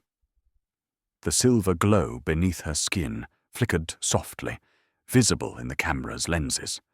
She saw some flinch, others lean closer. This change, she gestured to the glowing cracks in the ground, the vines that had crept into the clearing, the faint shimmer in the air. "Isn't something to fear. It's something we have to choose what to do with. And I'll make sure it's not twisted into something ugly." The orbs hummed louder, a warm chorus that had filled her chest. They approved. They believed. Director Hale appeared at the edge of the crowd, his sharp suit now smudged with dirt, his calm smile thinner than ever. He didn't speak, but his eyes told her the questions he was already forming. Questions about control, about power, about her. Laura met his gaze without blinking. She wasn't just the woman who had brought in a stray cat anymore. She wasn't just the tether. She was the voice. And the world knew it. In the days that followed, Laura's words echoed far beyond the glowing clearing. Clips of her speech played endlessly on news channels, shared across social media with captions that ranged from reverent to fearful. Some called her a prophet, others called her a weapon. Governments reacted first. Officials from agencies Laura had never heard of arrived in unmarked cars, bearing polite words and tight smiles, all of them insisting on conversations. Questions came like waves. What was she? What could she do? Could she stop, if asked? Jasper watched them from the cottage windowsill, his tail twitching in quiet warning. "They circle like hawks," he murmured. "Their eyes see power, not people." Laura tried to stay grounded, but even her cottage could no longer pretend to be ordinary. The vines that had once just climbed her porch now wound up her walls like protective sentinels. The air shimmered faintly around her home, and anyone who stepped close felt the hum of the orbs in their chest. The world was bending around her, and it was undeniable. Ordinary people reacted next. Pilgrims arrived, travelers carrying flowers, candles, even their sick pets and children. Some begged for blessings, others simply stood at the edge of her property, staring with wide, uncertain eyes, as if they didn't know whether to pray or run. Laura spoke to them when she could, offering reassurance, touching a hand to a withered plant or a cracked stone and watching it bloom or heal in moments. Each act was small, but the cameras caught everything, and the stories spread faster than she could keep track. Not all stories were kind. Commentators debated her every move. Protesters appeared too, holding signs with words like unnatural and abomination. One night, a stone shattered against her fence. The next morning, someone left a handwritten note in her mailbox that simply read, "We are watching you." Through it all, the orbs whispered inside her. They were quiet most of the time, a hum like distant music. But sometimes they spoke clearly, like children seeking comfort. "Are we safe? Are we welcome?" Laura would answer softly, aloud or not. "Yes, you are." But she felt the tension in the air growing. Director Hale visited again, his tone less patient this time. "The world is changing, Laura. You can't shield it from what's coming. Nor can you shield yourself." That night, as the world debated her existence, Laura stood barefoot in the glowing garden. Jasper pressed against her leg. The vines whispered, the orbs thrummed, and she stared at the horizon, where the shadow had first appeared. The world knew her now, and somewhere, beyond the edges of that knowing, something else might already be stirring again. 1 week after the battle, the air around Laura's cottage felt thicker, charged like the moment before a storm. The glow of the vines, the shimmer of the orbs, the quiet pulse under her skin, it all felt sharper, more awake. Something was moving beneath the surface of this new world, and she could feel it in every breath. News helicopters had become a constant presence overhead, and fences had been erected by officials who claimed they were there for her safety. But Laura could tell from the hum of radios and the watchful, calculating eyes that they were meant just as much to keep her in as to keep others out. Director Hale returned again, this time with 2 military officers in tow. Their boots crunched on the gravel as they approached, expressions carved from stone. Hale's voice was smooth as ever, but it had an edge now. "Laura, you're not just a person anymore. You're a phenomenon, and phenomena need oversight." Jasper's fur bristled as he perched on the railing, tail swishing like a pendulum. "They want a leash," he muttered to her in a low rumble. "Not oversight." Laura stood in her doorway, the hum of the orbs in her mind louder, sharper, like they were leaning in to hear her response. "You've seen what happens when people try to control things they don't understand," she said to Hale, her voice calm but firm. "This isn't something you can box up." Hale's mask-thin smile faltered for the briefest moment. "Maybe not, but if you won't work with us, others will step in. Not everyone will ask first." His words lingered long after he left. That night, Laura sat on the porch, Jasper warm against her side. The orbs drifted in the air like lazy fireflies, their whispers soft and hesitant. "They are afraid." Laura closed her eyes, answering softly in her mind. "Of me? Of what comes?" The words chilled her. She looked out toward the horizon, and for the second time since Jasper had first pulled her into the between, she saw it.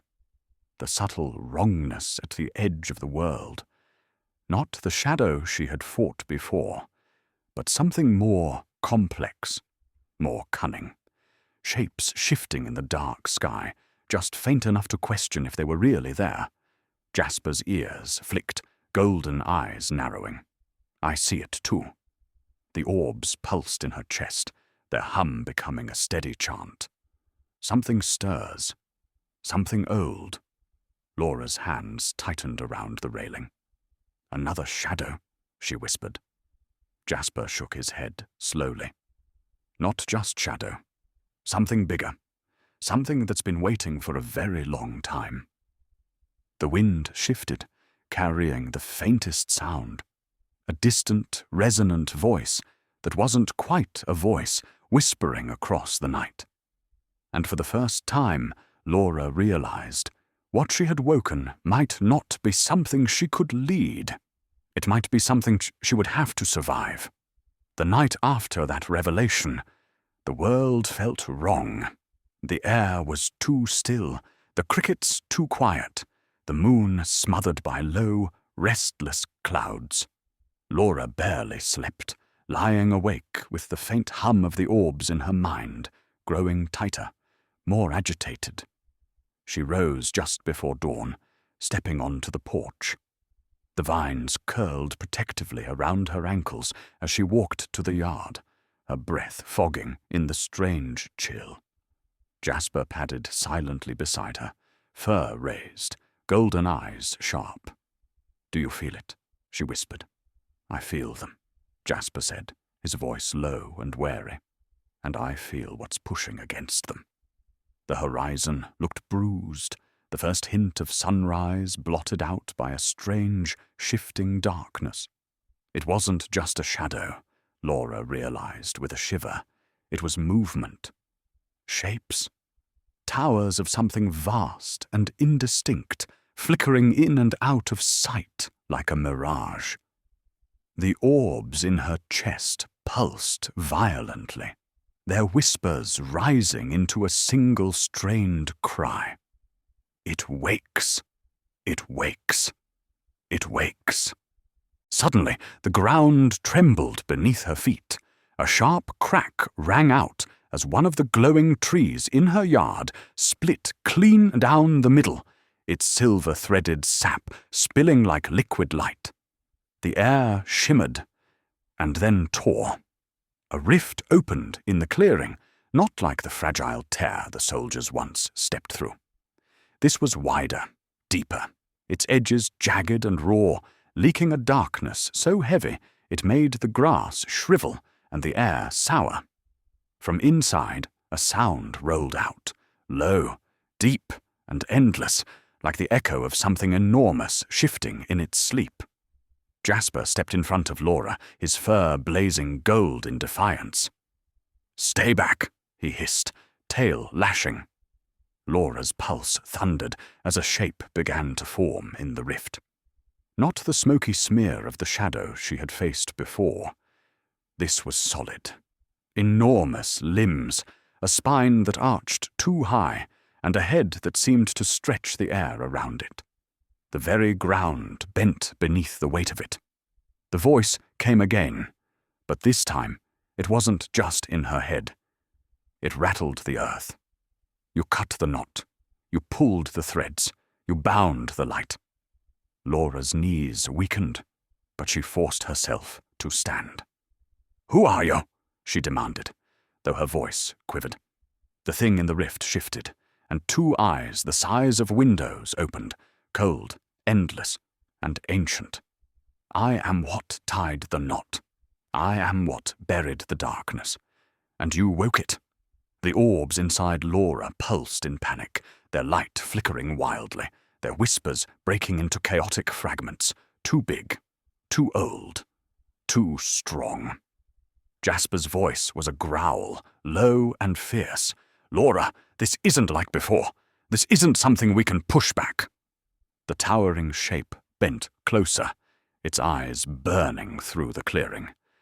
"You will unbind what you've done, or I will tear your world apart until there is nothing left to bind." Laura's breath came fast, her hands shaking. She could feel the power in her veins, the tether to the orbs pulling at her mind, demanding a decision. For the first time, she wasn't sure if even all of that light could hold back what had come through the rift. Laura forced herself to take one step closer to the rift, her bare feet sinking into the damp, trembling soil. The enormous eyes bored into her, but she lifted her chin, summoning every scrap of strength she had left. The orbs in her chest pulsed violently, but they steadied when she whispered, "I hear you." The giant shape shifted, the rift groaning around its bulk. The air grew heavy, thick enough to make Laura's lungs ache. "You should have left the knot alone." Laura's voice wavered, but she didn't back away. "If I had, the light would have faded. The orbs would have died. Something worse might have slipped through." Jasper stood at her side, his fur blazing a fierce gold, tail lashing like a whip. "Careful," he murmured. "It's listening, but not kindly." Laura swallowed and took another step.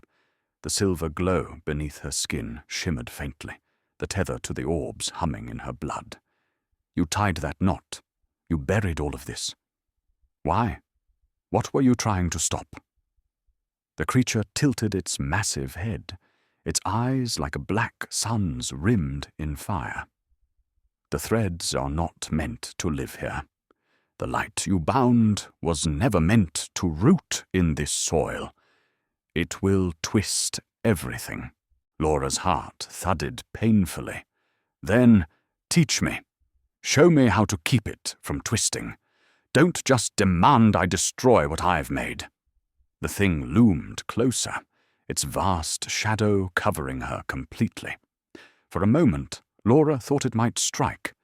Jasper stepped forward, a low growl rolling from his throat. But the being stilled, its voice dropping to a low, resonant murmur. You think you can shape the threads? You think you can carry their weight? Laura nodded once, though her knees shook. I don't think. I know I have to. You say the world will twist? Then I'll learn how to keep it straight. Jasper's golden glow flared, supporting her words. She's done what no one else dared. She's tied what you left fraying. She can bear this.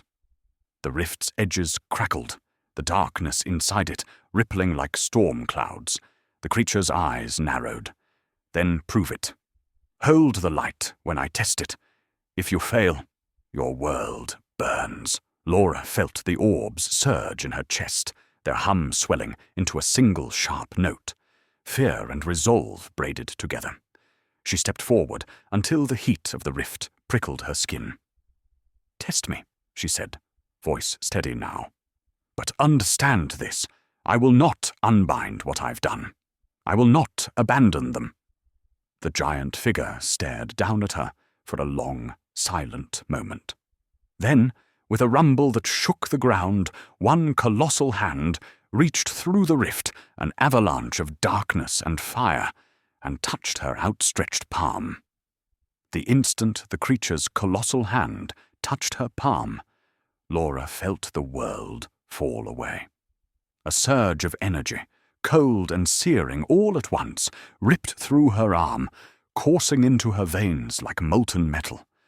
Her knees buckled, and she screamed, a raw, involuntary sound, as visions exploded behind her eyes. She was no longer standing in the clearing. She was everywhere. She saw the between as it once had been, a web of glowing threads crisscrossing an endless void, each thread humming with light and life. She saw how the knot had been tied, long ago, massive strands bound together by forces older than language, and she saw the darkness creeping between those threads, a rot sealed away by the very knot she had undone. The entity's voice thundered through her mind. This is the weight you claim you can bear. Feel it. Hold it.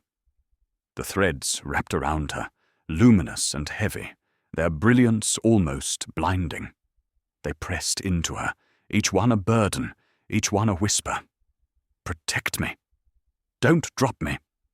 Don't let me break. Laura's breath came in ragged gasps, her arms trembling under the weight of things she couldn't touch. The silver glow in her chest flared, a bright, desperate light. I can hold them, she whispered through clenched teeth. The voice rumbled again, deeper, harsher. Can you hold them when they tear? When they pull you apart? Suddenly the light twisted. The threads yanked at her, sharp and painful, each one pulling in a different direction. Her mind splintered with images, people screaming in streets as vines cracked pavement, oceans glowing silver under alien stars, a sky unraveling like frayed cloth. Laura cried out, her body arching as she clung to the vision, refusing to let go. I can hold them, she shouted, though tears streaked her face, though her whole body shook with the effort. In the real clearing, Jasper darted forward, his golden light blazing brighter. Laura! Stay with me, he cried, his voice fierce and desperate. Laura heard him dimly. Like through water, the threads yanked harder, the weight threatening to crush her. The entity's voice shook the vision around her. If you falter, they snap. If they snap, everything ends. Laura clenched her fists, nails biting into her palms, and screamed, not in fear, but in defiance. Her silver light exploded outward, threads whipping around her, like living ribbons. She wrapped her arms around them in her mind, binding them to herself. I won't falter, she shouted. I won't let them break. The threads pulsed, steadying, the frantic pulling slowing.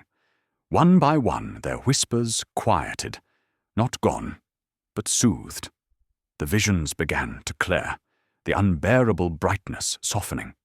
In the clearing, the colossal hand pulled back slightly, the darkness that clung to it trembling as if unsure. The entity's voice was quieter now, but it carried a weight that made the earth groan. You held them. Laura opened her eyes, gasping, sweat slick on her skin, silver light still flickering under her flesh. I told you, she panted, voice hoarse but unwavering. I can bear it. The entity loomed over her, silent for a long, endless moment.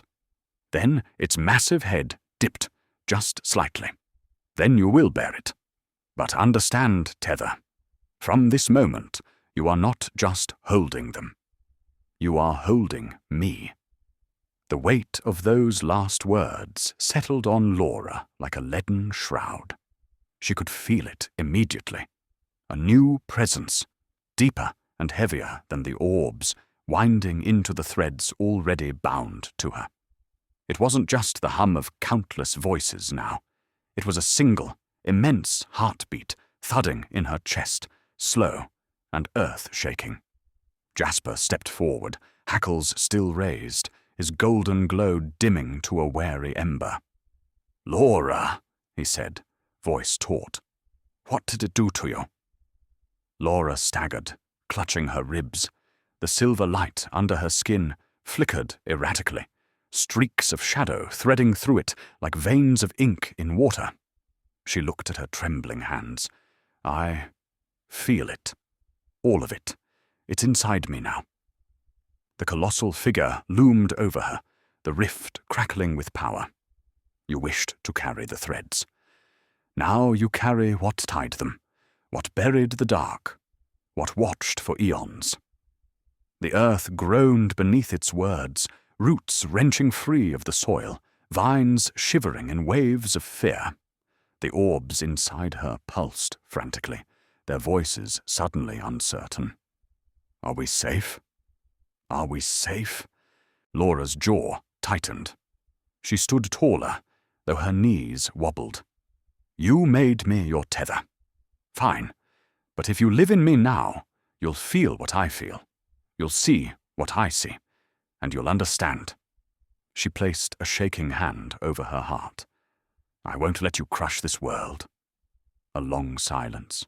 The being's head tilted, those massive eyes unreadable. Then it slowly withdrew its hand.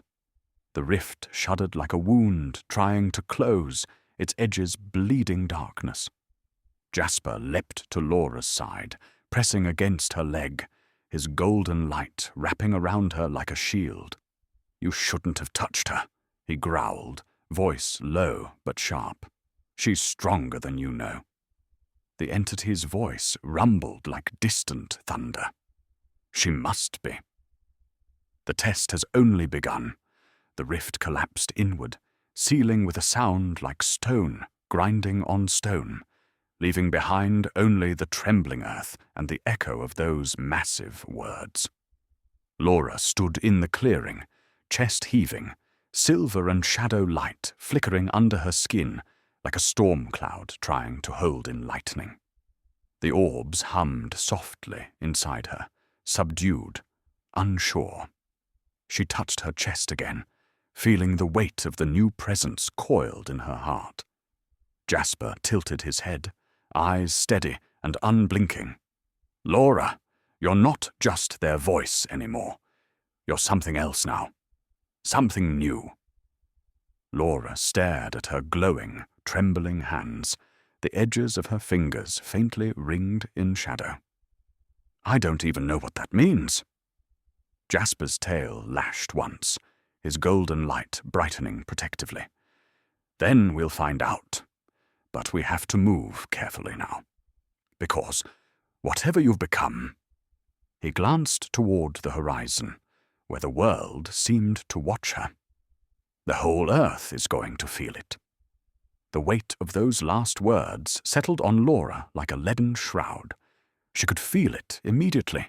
A new presence, deeper and heavier than the orbs, winding into the threads already bound to her. It wasn't just the hum of countless voices now. It was a single, immense heartbeat thudding in her chest, slow and earth-shaking. Jasper stepped forward, hackles still raised, his golden glow dimming to a wary ember. "Laura," he said, voice taut. "What did it do to you?" Laura staggered, clutching her ribs.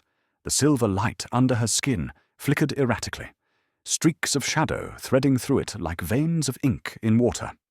She looked at her trembling hands. "I feel it. All of it. It's inside me now." The colossal figure loomed over her, the rift crackling with power. You wished to carry the threads. Now you carry what tied them, what buried the dark, what watched for eons. The earth groaned beneath its words, roots wrenching free of the soil, vines shivering and waves of fear. The orbs inside her pulsed frantically, their voices suddenly uncertain. "Are we safe? Are we safe?" Laura's jaw tightened. She stood taller, though her knees wobbled. "You made me your tether. Fine. But if you live in me now, you will feel what I feel. You'll see what I see. And you'll understand." She placed a shaking hand over her heart. "I won't let you crush this world." A long silence. The being's head tilted, those massive eyes unreadable. Then it slowly withdrew its hand. The rift shuddered like a wound trying to close, its edges bleeding darkness. Jasper leapt to Laura's side, pressing against her leg, his golden light wrapping around her like a shield. "You shouldn't have touched her," he growled, voice low but sharp. "Oh, she's stronger than you know." The entity's voice rumbled like distant thunder. "She must be. The test has only begun." The rift collapsed inward, sealing with a sound like stone grinding on stone, leaving behind only the trembling earth and the echo of those massive words. Laura stood in the clearing, chest heaving, silver and shadow light flickering under her skin like a storm cloud trying to hold in lightning. The orbs hummed softly inside her, subdued, unsure. She touched her chest again, feeling the weight of the new presence coiled in her heart. Jasper tilted his head, eyes steady and unblinking. "Laura, you're not just their voice anymore. You're something else now, something new." Laura stared at her glowing, trembling hands, the edges of her fingers faintly ringed in shadow. "I don't even know what that means." Jasper's tail lashed once, his golden light brightening protectively. "Then we'll find out. But we have to move carefully now. Because whatever you've become..." He glanced toward the horizon, where the world seemed to watch her. "The whole earth is going to feel it." And the earth did. The next morning, ripples of her transformation were already spreading. In a city hundreds of miles away, people woke to find street lamps wrapped in silver-threaded vines that bloomed in the dark. Oceans began to glint faintly at night, as if starlight had sunk into the waves. Animals turned their heads in unison toward the same horizon, sensing something they couldn't name. News broadcasts grew frantic. Global anomalies linked to mysterious woman. Headlines screamed about miracles and signs of apocalypse in the same breath. Scientists argued on television about altered soil samples and plants that glowed without sunlight. Religious leaders whispered of prophecy. And through all of it, Laura felt everything. Every bloom, every shimmer of silver in distant rain puddles, every whispered prayer from strangers who didn't even know her name. The orbs whispered too, harmonizing softly, and beneath them, the deeper pulse of the ancient being inside her, the knot-maker, beating slow and steady, watching. She sat on her porch as Jasper curled against her side, both of them staring at the distant skyline. The horizon looked different now, as if something vast and invisible was leaning closer. Laura clenched her hands into fists, silver light leaking between her fingers. "I didn't mean for the whole world to feel it this fast," she whispered. Jasper looked up at her, eyes calm but fierce. It was always going to. And now the question isn't if they feel it. It's how you'll guide what comes next.